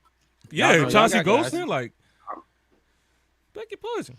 So Burns, no, y'all got guys. Y'all got guys. Y'all do. This is why y'all win on defense. This is the only one. This is the only one. This is the only one. This is the only one to get to defense, and this is the only one. Are you saying this position group is the only one? Yeah. I mean, Wes, are you ready to give him the check mark?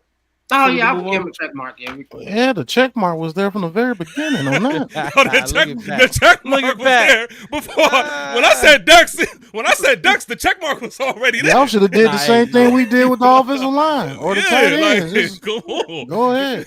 No, what you mean? We just rebutted TP. Like I said, TP had to stand up there and give his speech, so we let him get it off because that's it. That's it. Get it. Y'all want to talk? Y'all want to talk linebackers? Let's do it. Can we kick it off? Yeah. And then Pat, you take this one, man. We'll kick it off. Big Tremaine Edmonds, middle linebacker. Okay. Big dog, TJ Edwards. Okay. I bet you ain't gonna laugh at that one. I know you ain't. Yeah, I laughed at TJ Edwards too. But go ahead. No, you can't. You can't. Why I can't? We ain't gonna use. We ain't gonna use our third linebacker, so it really don't matter. Do I need to say his name? Like, can we? No, we can keep it at 2. Keep it easy. Tremaine Edwards and Tremaine Edmonds and TJ Edwards. TJ Edwards versus Bobby Okereke and Michael McFadden. Is Okereke better than TJ Edwards and Tremaine Edmonds? Out of the whole group, TJ Edwards is the best linebacker out of all that group. That whole group. What? Guys, yes, he is solid. TP, talk to him. Somebody got to know. You better watch football if you talking about TJ. What? Okay. No. I'm gonna be 100 with you. I gotta let Pat take this because I'm not that familiar with his game, so I'm not even gonna sit here in front. I gotta let Pat take this, but I do know about Okereke. I do know about Okereke. Okereke ain't better than TJ Edwards. Oh my gosh. Okay. So what we gonna do? The tackles? We gonna do the turnover, forced turnovers? What we gonna look at? What? Yeah. I like the tackles. So TJ Edwards had a total of 79 tackles last year. A total of 79 tackles last year. Let's see how many. He had 4 sacks, 1 forced fumble, 1 interception. Let's see what Bobby Okereke did, and he missed half the season. Go ahead, keep going. He had a total of 93, 46 assists, and 2 sacks. And he missed 8 games. He missed a bunch of games. Oh, I'm sure trying to find this dude. I'm like, who the fuck is this guy? You do know that the dude missed like 6, 7 games, maybe even 8, and had more tackles than him. Put him in the grease. Put him in the grease. Let me see. And he just came. What was his total tackles? What was his total tackles? He had 93. 93. And you think he had more than TJ Edwards? Oh man. TJ Edwards had 79 total tackles. TJ Edwards had 129 total tackles. No. Talking about solo tackles. You can add all those other tackles, the half tackles. Total tackles. Okay, solo tackles. Let me see. Because like I said, we got Maine. And you gotta remember. You gotta remember. We got multiple guys. You gotta remember Bobby Okereke missed like 6, 7 games. No, he didn't. He missed 2. No. He was hurt for most of the season. What you talking about? Look, I'm looking at it right now. He played. He was hurt most of the season. He just played through it, but he was obviously hurt when he was out there. Oh my God. So he didn't Now miss look what games. he did. Look what he did the year prior. And he got put in a brand new system this year. Oh, here we go. Look what he did the year prior where he was fully healthy. So who we talking about? Who we talking about? Who's the linebacker? Okra. Okereke. Okereke had 47 solo tackles. And missed 6 to 7 games. So what? No, he didn't. Hold on. He was not. He was injured the whole season. But you said said some crazy numbers. You said like 93 solo tackles. No, that was me. I was talking about total. Pat was talking about solo. That's what I. Well, his solo was 47. TJ Edwards so TJ Edwards had 120, and Okereke had 93, 129, and Okereke had 93, and he was hurt over half the season, playing hurt. So. Yeah, I mean, it wasn't half the season. It was 5 games. He missed 5 games. He missed 5 games for sure. And he was hurt before then. He just had to go out those 5 games because he couldn't play on it no more. He played 12 games. He missed 5. So he had 30 more tackles than what Bobby Okereke had, and he missed 5 games. You know what I mean? You know how many tackles? What you think he getting 10 a game? Yes. What are you talking about?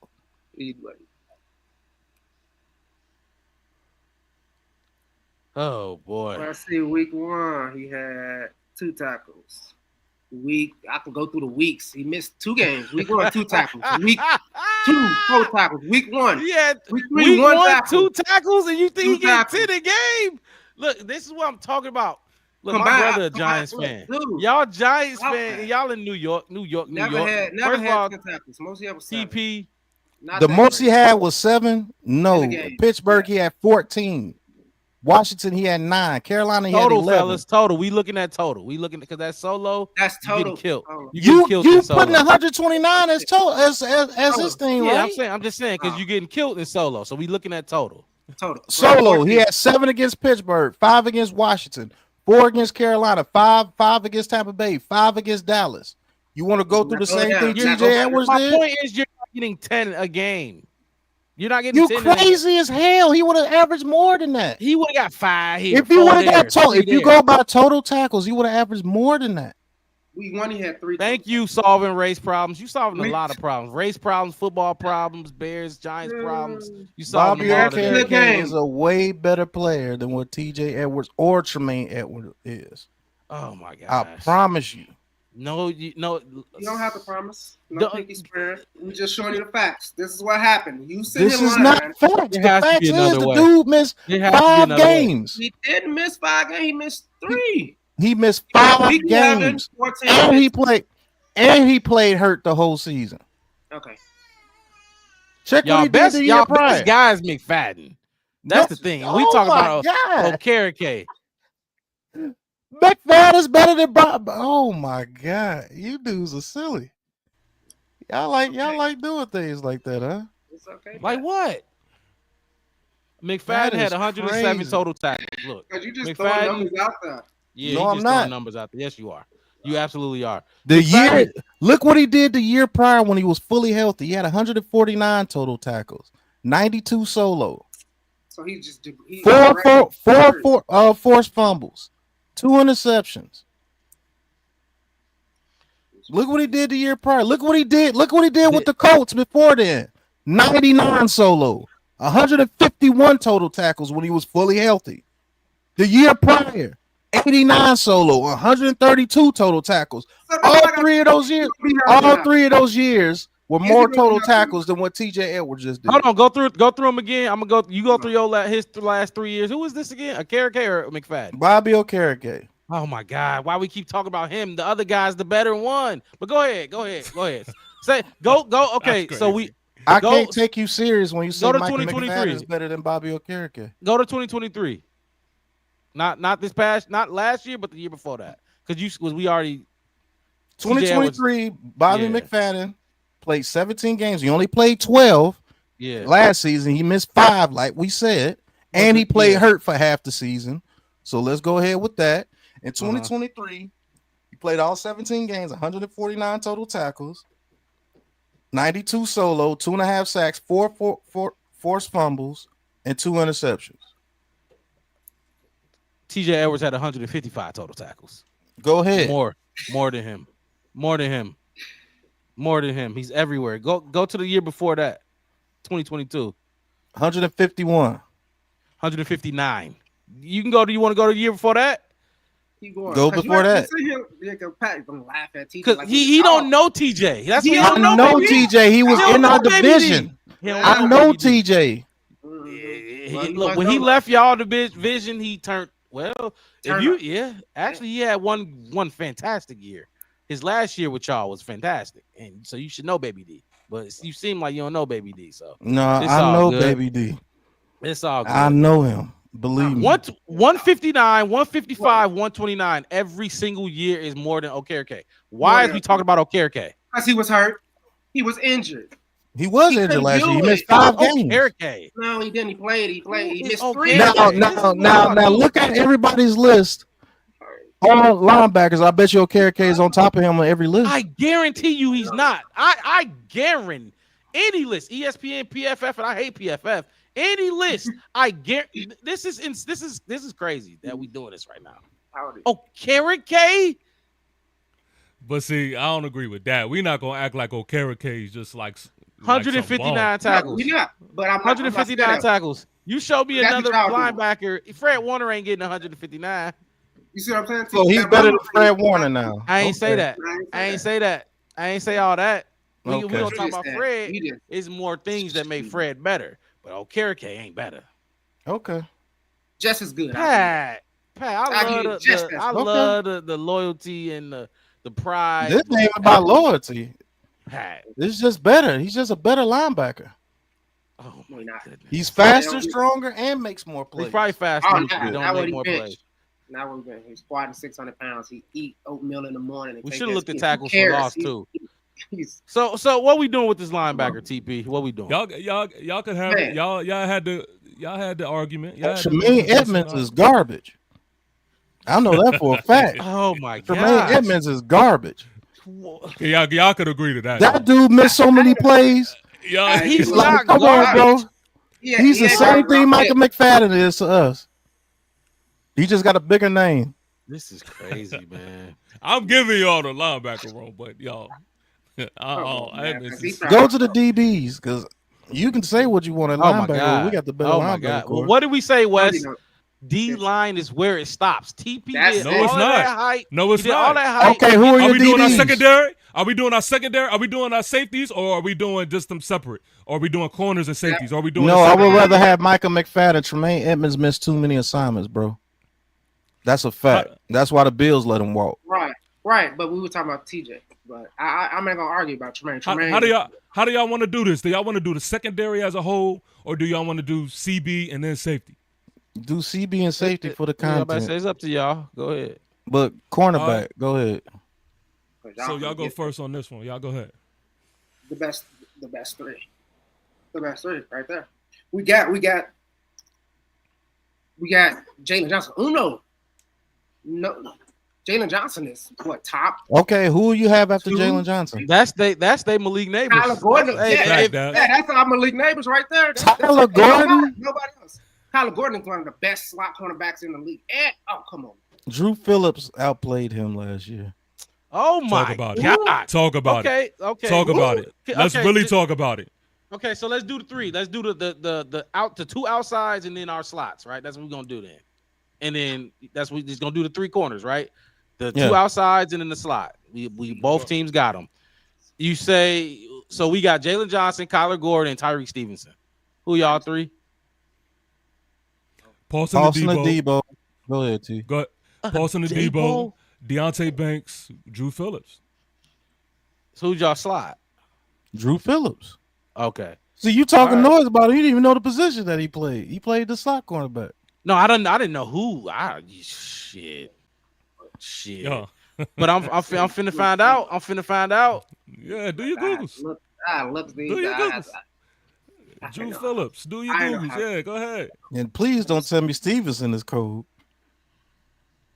Okay, don't do that. Don't do that. Stevenson is Stevenson is there. That's what he does. You make a play here or there. He's there. This is the same dude that's walking off the field while whole Hail Mary's in the air. Celebrating. I can't. He don't even pop off the page. And he played at Miami. I know what he did at Miami too. We'll take that one. We gotta take that one. But he gets toasted. But Jalen Johnson is the truth. Lie. I don't want Drew Phillips. I don't want Drew. I don't know what he does. Who's your number one cornerback? It's between Paulson Adebo and Deonte Banks. All depends on what Banks do. Y'all got only twos then, so y'all got a bunch. Yeah, y'all got a bunch of nobody. Y'all got a bunch of twos. Y'all got a Paulson Adebo is a nobody. Paulson Adebo. Okay, we know a Debo. We know a Debo, but Deonte Banks is a nobody too. Yeah. Nah. See? Yeah, lacking. I'm looking. Cornerback. Thanks. Okay. Y'all look up that Drew Phillips. I mean, yeah, I did. That's what I'm saying. I would have to do a deeper dive to see like the percentage of what. All you need to know is he's an absolute dog. He don't get no interceptions. Come on. He tackle though. He can tackle. He tackle. That's a fact. That's what he plays in our defense, and he does as it a cornerback. Well. He definitely tackles. And he's one-on-one locked down in the slot, and they trusted him as a rookie to do that. How much game that he had? Oh, he's a rookie. Oh no, he was a rookie last year. What are you talking about? Okay, yeah, this past as a rookie, he was trusted to guard people in the slot the whole year. No, it didn't matter if CeeDee Lamb or anybody went to the slot. What's y'all put him there? Jim Shane. Jim Sean. Y'all think he taking him over Kyler Gordon? Yes. Y'all know Kyler Gordon, right? Y'all know. Yeah, I know who Kyler Gordon is. I know you do. That's the thing. You gotta know him. It's him and Kenny Moore. It's Kyler Gordon and Kenny Moore from the Colts. Those are the two guys. Those are the top two guys. So what does he do that makes him the top slot cornerback in the league? He plays in the box. He plays in the box better than, not better than, but as good as a linebacker would, because he's a nickel, so he's replacing that strong side linebacker. He can play in the box just as good as he would. Also, he's locked down in the slot. He's locking down your slot guys, which is your shifty guys, your route runners. Described Drew Phillips. You just described Drew Phillips. That's a fact. But he ain't Kyler Gordon. I mean, Drew Phillips probably is pretty good, but he's not Kyler Gordon. Man. I'm a little. I can't wait till y'all season starts and when that y'all start crying about Kyler man. Gordon getting beat. Watch. Now who? I'm telling you, watch. Who? Slate? Was it Wardell something? Watch. Wandale. Like better route runner than And you say, oh, he don't get no interceptions about one of our DBs, but this dude had no interceptions last year. Who, Kyler? Make it sense. Yeah, make it make sense. How you gonna complain about our dude don't get no interception when your dude literally does not have one interception? Kyler Gordon. It's cool when they do it. Yeah. Look, so your slot receiver is tight. How's Gordon a playmaker when he has no turnovers? Look, you can't say that about Drew Phillips. Yeah, you just said it about Drew Phillips. I can't even say nothing about Drew Phillips because Drew Phillips played one season and didn't really do much. No, he did have an impressive one season. Okay, he didn't have no. Okay, what about last season for Kyler Gordon? Like I said, my guy he has a lot you can look at. He has a resume. Your guy don't got a resume. Y'all keep banking on these dudes that's just coming into the league and like, what are we doing? What about the year before that? like a young gun. I like a young What about the year before that, Pat? You looking at his numbers? What about the year before that? The year he ain't no rookie. Who, Kyler Gordon? Last season. Yes. I look at Kyler Gordon. That's what you was just looking at, right? You say he had no interceptions. He had none. And you gonna sit here and trash our guy for having no interceptions? Joe Shane would rather have Kyler Gordon. That's all. Why do you say that? Trust me. Oh man, it gotta be a way. Like I'm trying to see the splash difference. Don't nobody got no rankings out there. ESPN ain't got no rankings. You want to go to PFF? I mean, I know you hate PFF. Yeah, I do hate PFF. But in 2023, he had 2 interceptions. In his rookie year, he had 3 interceptions. We need something. I know he gets. So he has. I know that he has 5 interceptions in 3 years. That's 1.3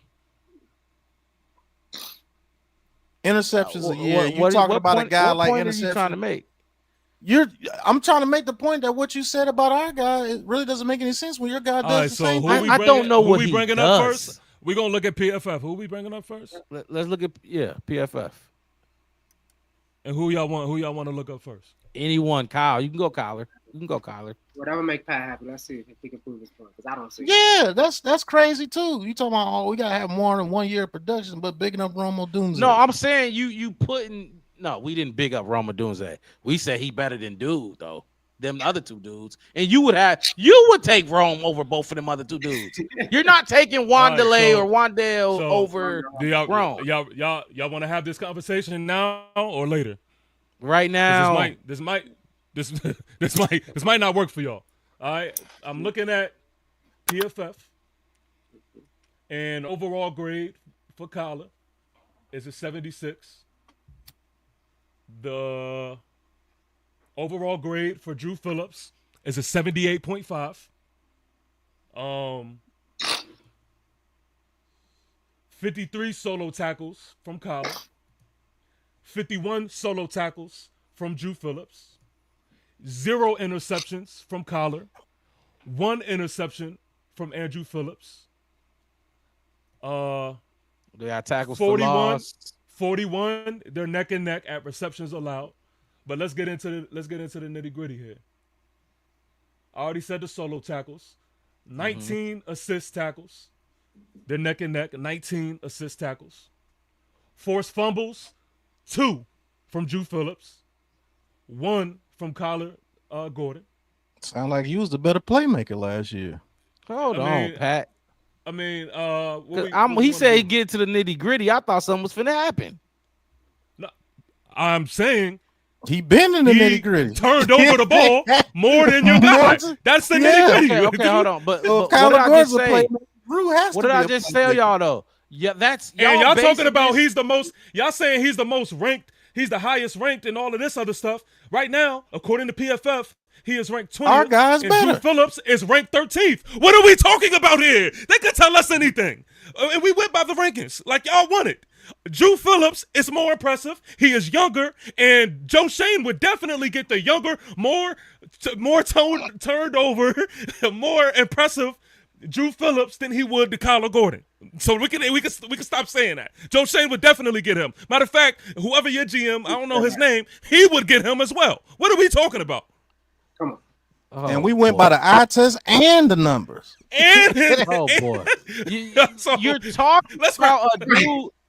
For all we know, dude could be a one hit. He won't need a hit. I ain't gonna say hit. 1 year wonder. He didn't hit, so that means Kyler Gordon didn't hit last year either. We have evidence of Kyler balling out. Out. They basically had the same numbers last year. They basically did. Well, basically, but one was just a little bit better. But one was just a little bit better at getting the offense the ball. True or not? No, not true. Not true. Not true. Absolutely not true. What are we talking about? I can't argue facts. I can't argue facts. I can argue many things. I can't argue facts. You can go to the numbers. You can go to the eye test. Drew Phillips passed both of them. If y'all want to see what it looks like when you tell somebody that Santa ain't real, just look at this right here, y'all. Just look at this, man. They thought Kyler Gordon was really all of that, man. No. Really you just basing it off one season. No, Kyler, but I'm just saying he ain't cooking Drew Phillips like y'all thought. That kid don't have a resume. I just looked at the numbers. Drew Phillips' his numbers. resume. He don't got a resume. His resume was last year. Resume is just off the charts. It's better than I guarantee. Drew Phillips only played 1 year. Exactly. And his very first year, he outproduced him. Y'all got a young team. Y'all got a young football team. I will take that. I love that. I love that. And the future is bright, but not right now. It ain't today. Well, why? That's right now. It's not saying that. It's not saying that. If we're winning in both categories, the future and right now, I'll take it. No, you're not winning right now. How is Drew Phillips not winning right now? You barely breaking even on the stats. But did we break? But are they better? But are they better? He was a better. He had one more interception last season. No. It's really a yes or no thing. It's really a yes or no thing. But was it better? Oh my God. Was it better? Yes or no? No. Because you was talking about Drew Phillips like, man, I don't even know Drew Phillips. Exactly. He ain't no Kyler Gordon. He ain't got the resume of Kyler Gordon. And his very first rookie year, he had a better season statistically than Kyler Gordon. Look at my God, y'all tripping. On the worst team. With a better defensive line. And still, that's all you got.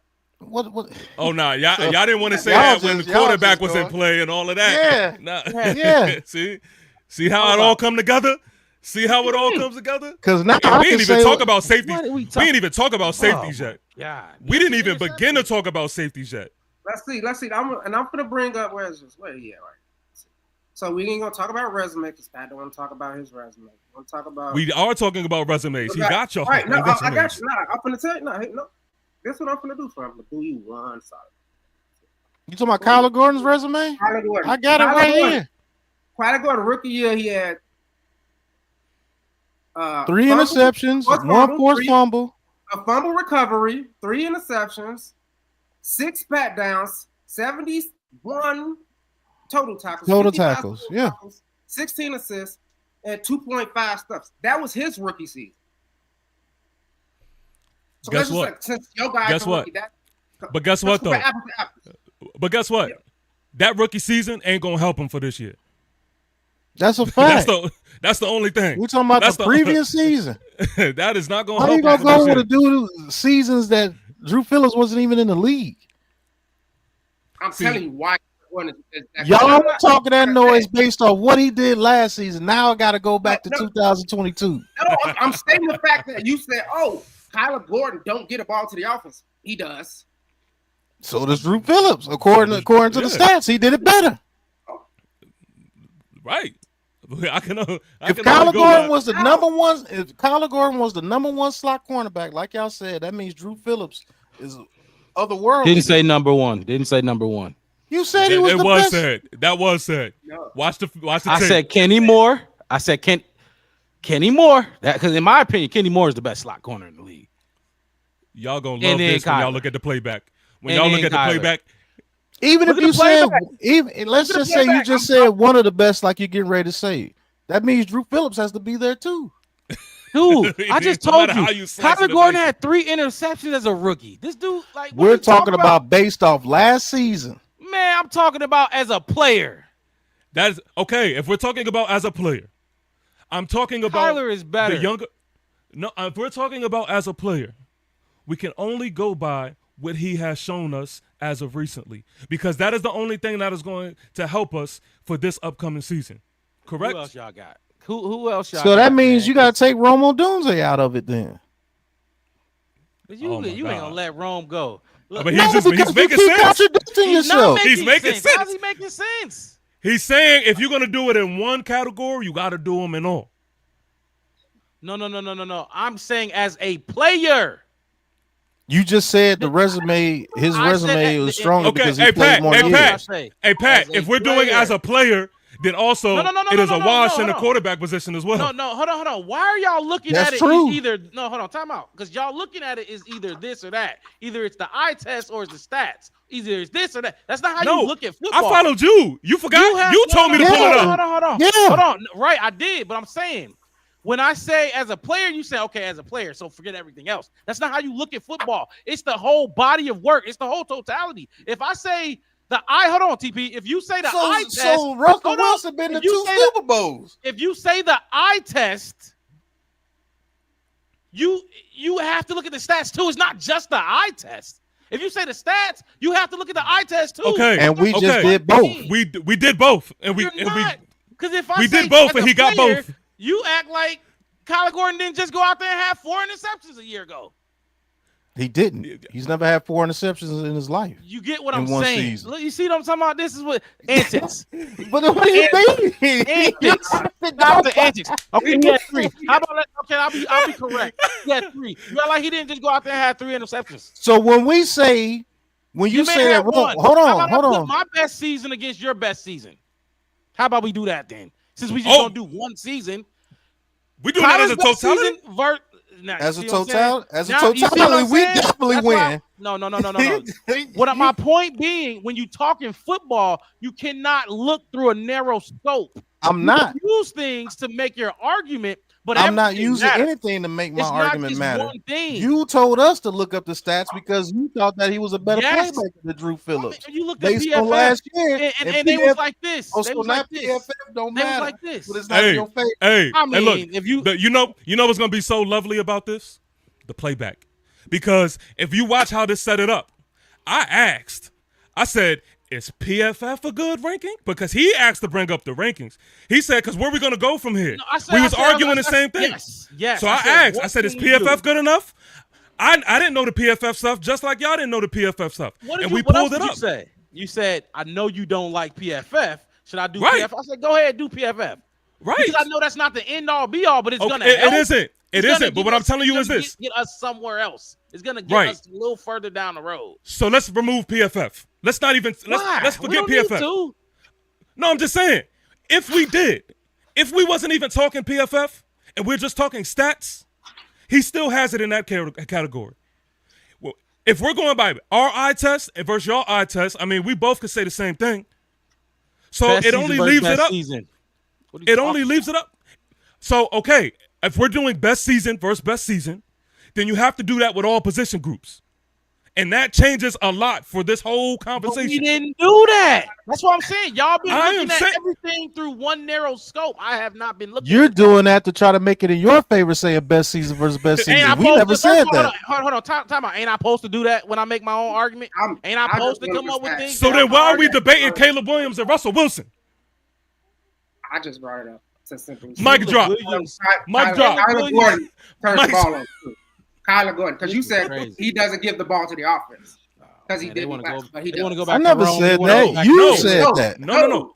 TP said that. Yes, I said he does it as according to last year. He did it better than Kyler Gordon. But yes, that's a fact. First about Drew Phillips, you said, "Man, this dude don't even get no interceptions or anything." And I brought it up. Well, your man had 0 last year. Dude, even in Denver, because you want to keep bringing up Rome and you want to keep bringing up Russell to try to like backtrack. And what did Russell do in the last 5 years? Okay, let's bring it up. To make you, I believe he's been a playoff quarterback, except for Denver's year. 2020 was his last good season.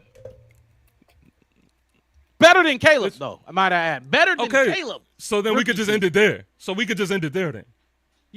But that's what I'm talking about with antics. You act like Kyler Gordon is a 12-year player. He's been in the league for 3 years. You're comparing a rookie to a 12-year player, and I compared a 3-year player to a 1-year player. You see what I'm saying? You compare Caleb Williams to Russell Wilson. He's like a 14, 15-year player. I didn't do that. TP did that. He said we could do the same thing about Russell Wilson. I didn't do that. I'm only saying that because you're making the argument that you got to compare best seasons.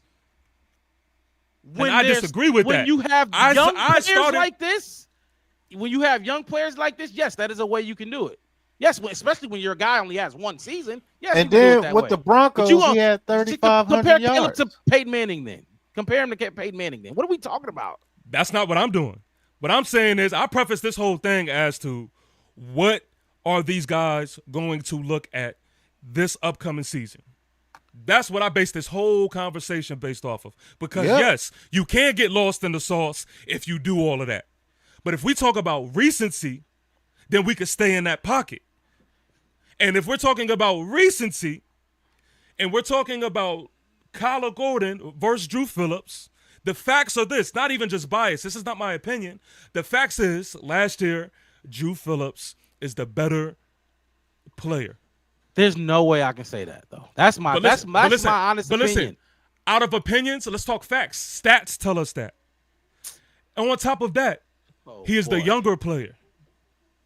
So when you ask me who is Joe Schoen going to take, why wouldn't he take Drew Phillips? Because Kyler is better and he's young as well. You are like Kyler is old. He hasn't Kyler played 2 more seasons. We don't know that he's better. We don't know that. You know who he is. I didn't know who Drew Phillips was until that's your fault of yours. That's a fault of yours for not know who Drew Phillips is. You know who Kyler is. He's ranked higher than Kyler. That's all I know.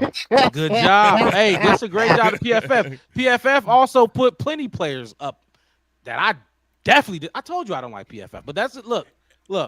Do y'all want Drew Phillips then? Because it seemed like the stats is the only thing we gonna go off of. No, it's not. I already said we started with the eye test. Right? We started with the eye test and one more forced fumble. That's all I heard. That's all I heard that was better.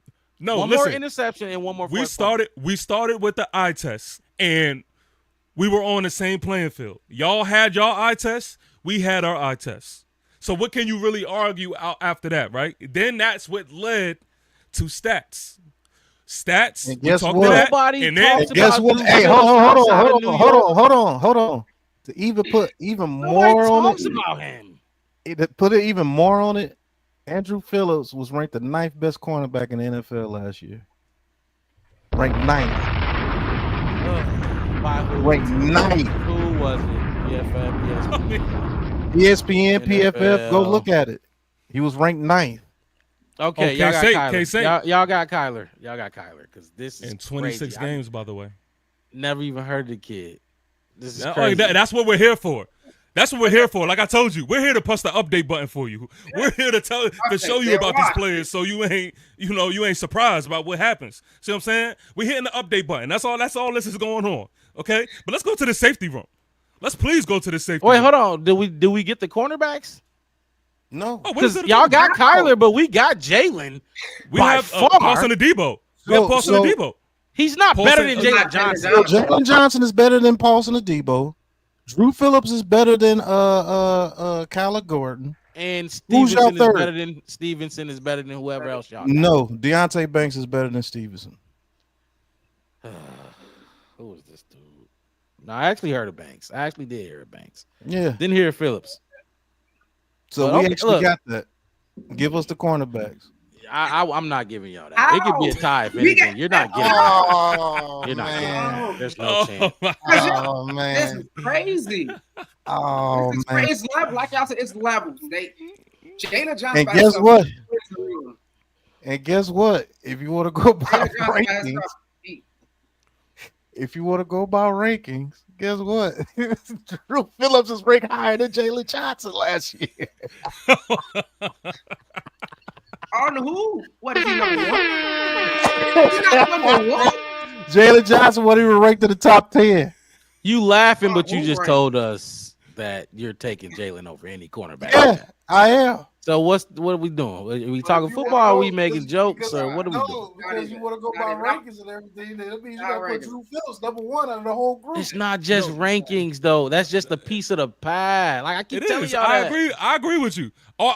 The moral of the story is this: when you walk around talking about who's Drew Phillips, well, now you know. That's it. I still don't. Y'all told me a dude that got 1 interception and didn't make no noise. You're a dude that had last He didn't year. make no noise, but you know who my guy is. Oh my god! You know who my guy is. So And everybody around the league fears Kyler Gordon. You know who Evan Neal is too. You know who Evan Neal is too, right? I absolutely do. What does that mean? That's what I'm saying. I know hold on. That's another thing. I know your players. It's not like I don't know your team. I know your players. I just don't know him. If you put Kyler Gordon, if you put Kyler Gordon against CeeDee Lamb, who you got? Kyler Gordon. Really? Yeah. Against CeeDee Lamb, you better go get JJ. You better go get some of them LSU guys. Go to wide receiver. So he would lock down CeeDee Lamb.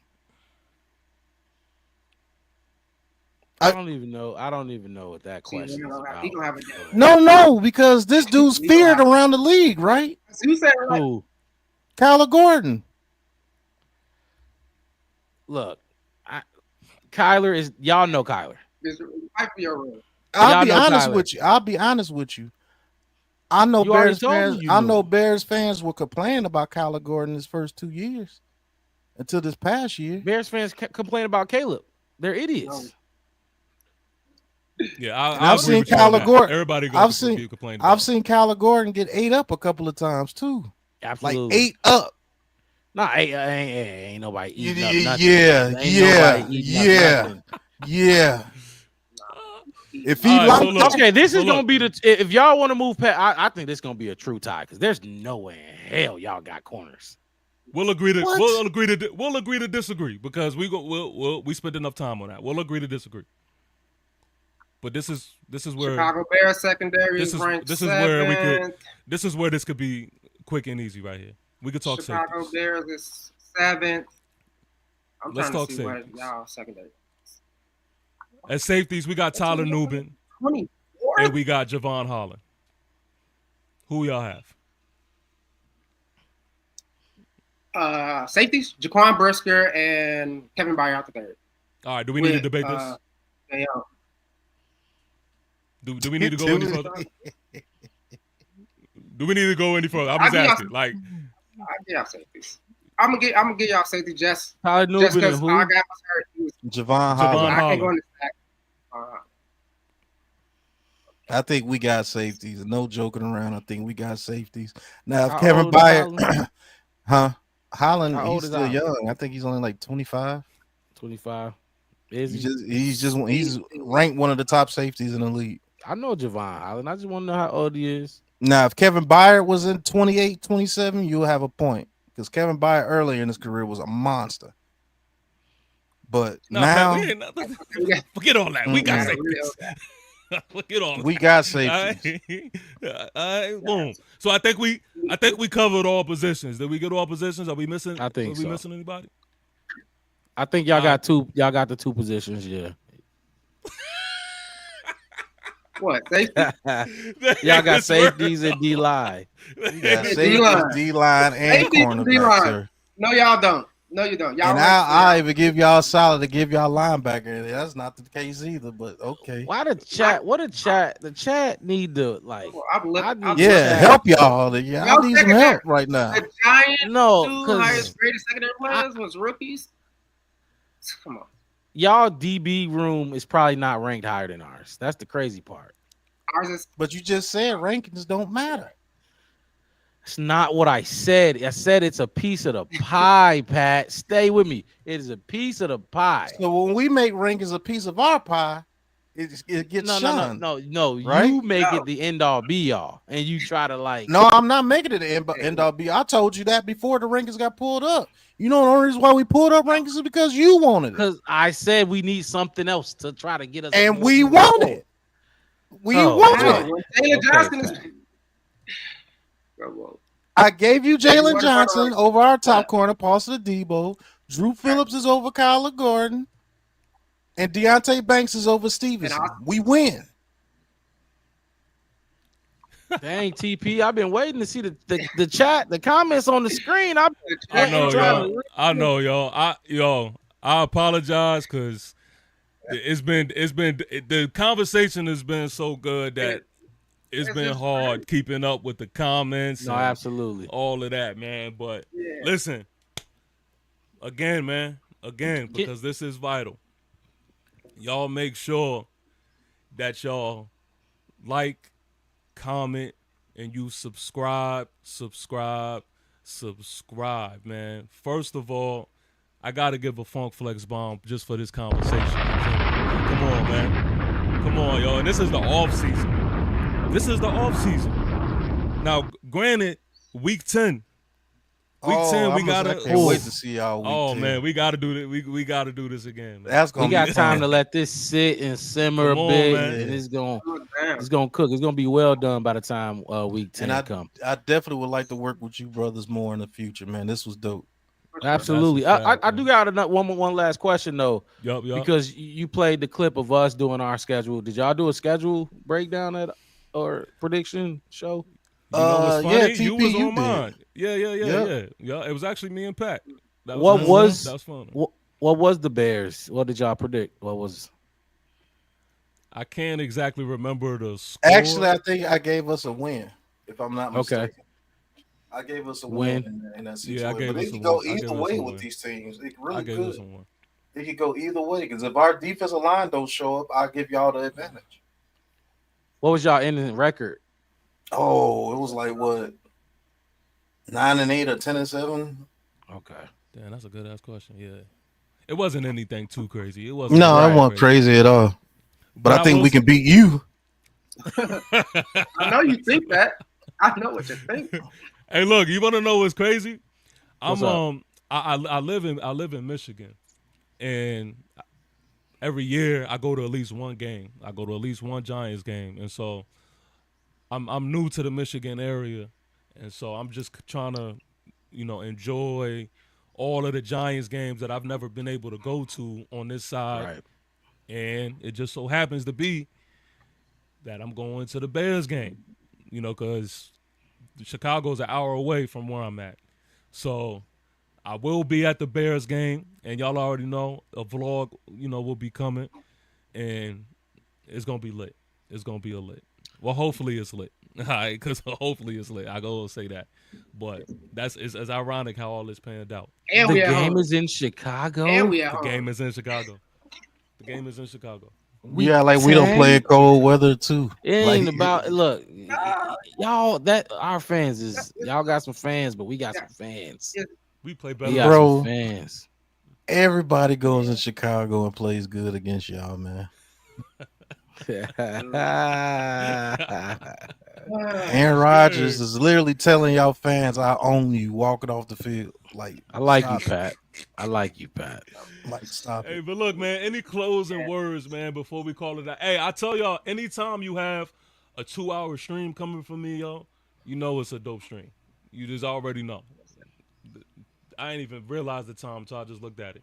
But any closing words, man? Pat, I'll start with you, and then we'll end with our guest here, man. But first and foremost, man, I'd like to thank Mark, Rob, and Chef West, the Black Bear Podcast, for coming over and showing some love to TP Way and the Aboriginal Sports Network. I didn't even know you shared it to the network, TP. I thought that was only on your channel. Come on, but y'all go subscribe to the Aboriginal Sports Network as well, man. Well-rounded network, basketball, football, baseball, all type sports. Would love to have these two brothers on there because I think y'all a dope team, man. Y'all got it together. I would had to have been here with TP because y'all would have ganged up on him.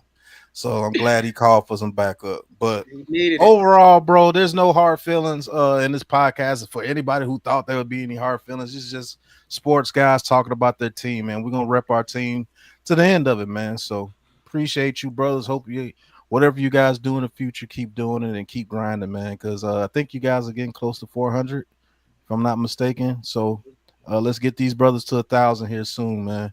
And whatever they do in the future, hopefully we can work with them in the future, man. Because it's always great to have other teams and other aspects coming, talking about your teams, man. This is dope what you're doing, TP. So keep doing it. Yes, sir. Appreciate it, bro.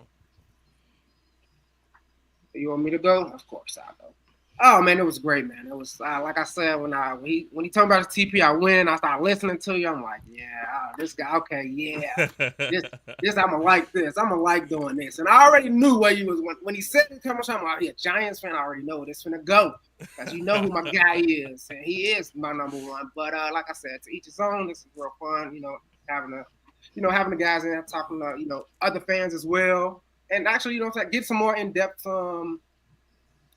views on your team and what players that I could have looked at that missed and overall. Because like I said, I knew that defensive line. I knew for sure what that looked like and how it was ranked. Kept a good eye on, a blue collar, obviously all that kind of stuff. But like I said, learn some new players, some people to look at. Might check out a couple Giants games just to see what these guys actually look like. So it's just not like YouTube highlights and all that kind of stuff. I want to see them play by play and all that kind of stuff. So it's real good, man. Appreciate it. Yes, sir. I see you, Coach. Coach asks, what's your college team? Buckeye Nation.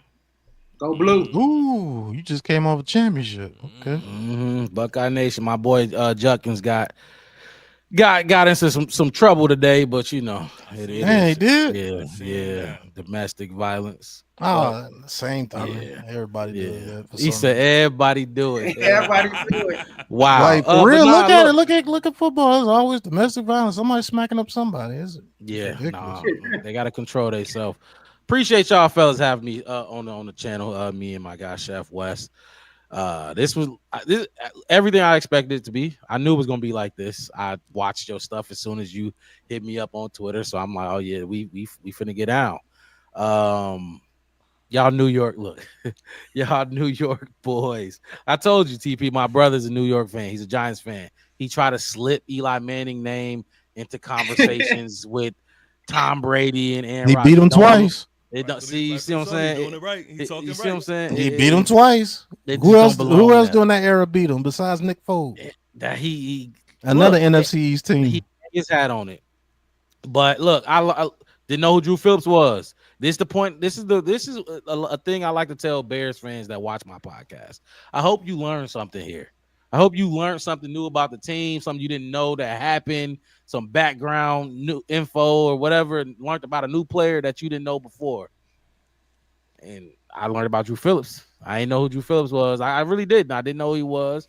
Appreciate y'all having us on, man. Look, y'all, if Giants fans, Bears fans, or whoever in the chat, hit that like button for TP. Go to my channel, the Black Bear Podcast, one word, no spaces. Hit that like for me. Subscribe to the channel. Let me get like TP and a lot of these other guys out here. TP doing this thing. We on our road to 500 right now. He on his road to 1,000. People out here, brothers out here doing something that's positive and probably our dreams, following our dreams. So help and support us, man. And let us do something so good for ourselves. Nah, that's a fact. And look, man, I'm gonna end it on this, man. I kind of touched on this earlier, but and I say this all the time for people who don't know. My style of things, and this is no secret for me. This is not something that I got to keep away from anybody. When I have guests like on my stream, I don't give a damn about no subscriber count, none of that other crap that people paying attention to. If I tune in and I enjoy your work and I'm sitting back and you like talking the talk that I like to hear, that's when I reach out and say, hey, look, we got to do something. And that's the Black Bear Podcast, man.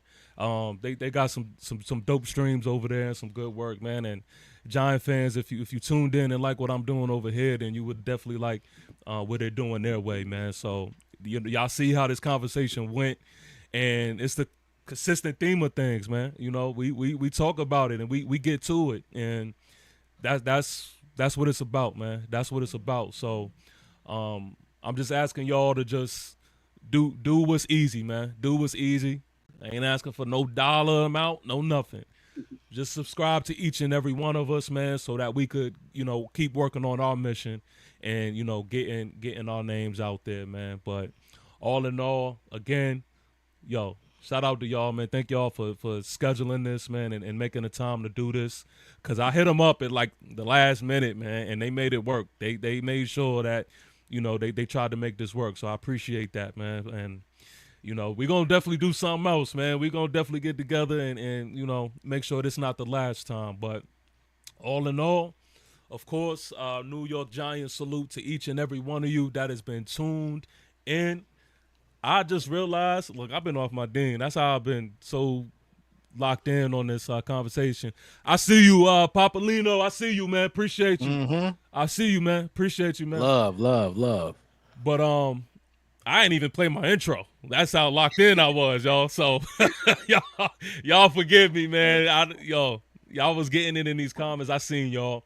But what I'm gonna do? One last thing though, I do want to say to Pat. Hey, Pat, get in tune with us, man. Twitter, whatever your social media, however you rock on social media, get in tune.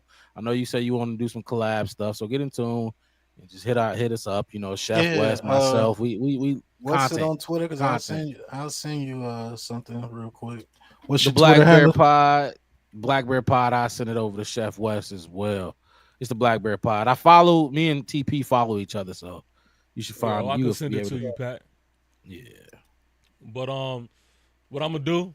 I'm gonna just play the intro for the outro, all right? And then we're gonna call it a night, man. But I'm definitely gonna be there. I gotta come to Chicago November 11th. You gonna be down there? I'm coming home. Yeah, man. Yeah. Be there, you know. Yeah, if you there, let me Mark, know. No, I'll travel. Let's go. I go where the Bears go. I'm gonna be there. In the city. Let's go. All right, y'all, man. Until next time, we'll holla at y'all. Peace. I felt there was no better athlete on that field than me. I was the best athlete on the field, and in order to win, you have to beat me. If you can't beat me, then you can't win. I tell you right now, you know everybody gonna watch this ass whoop I put on you, right?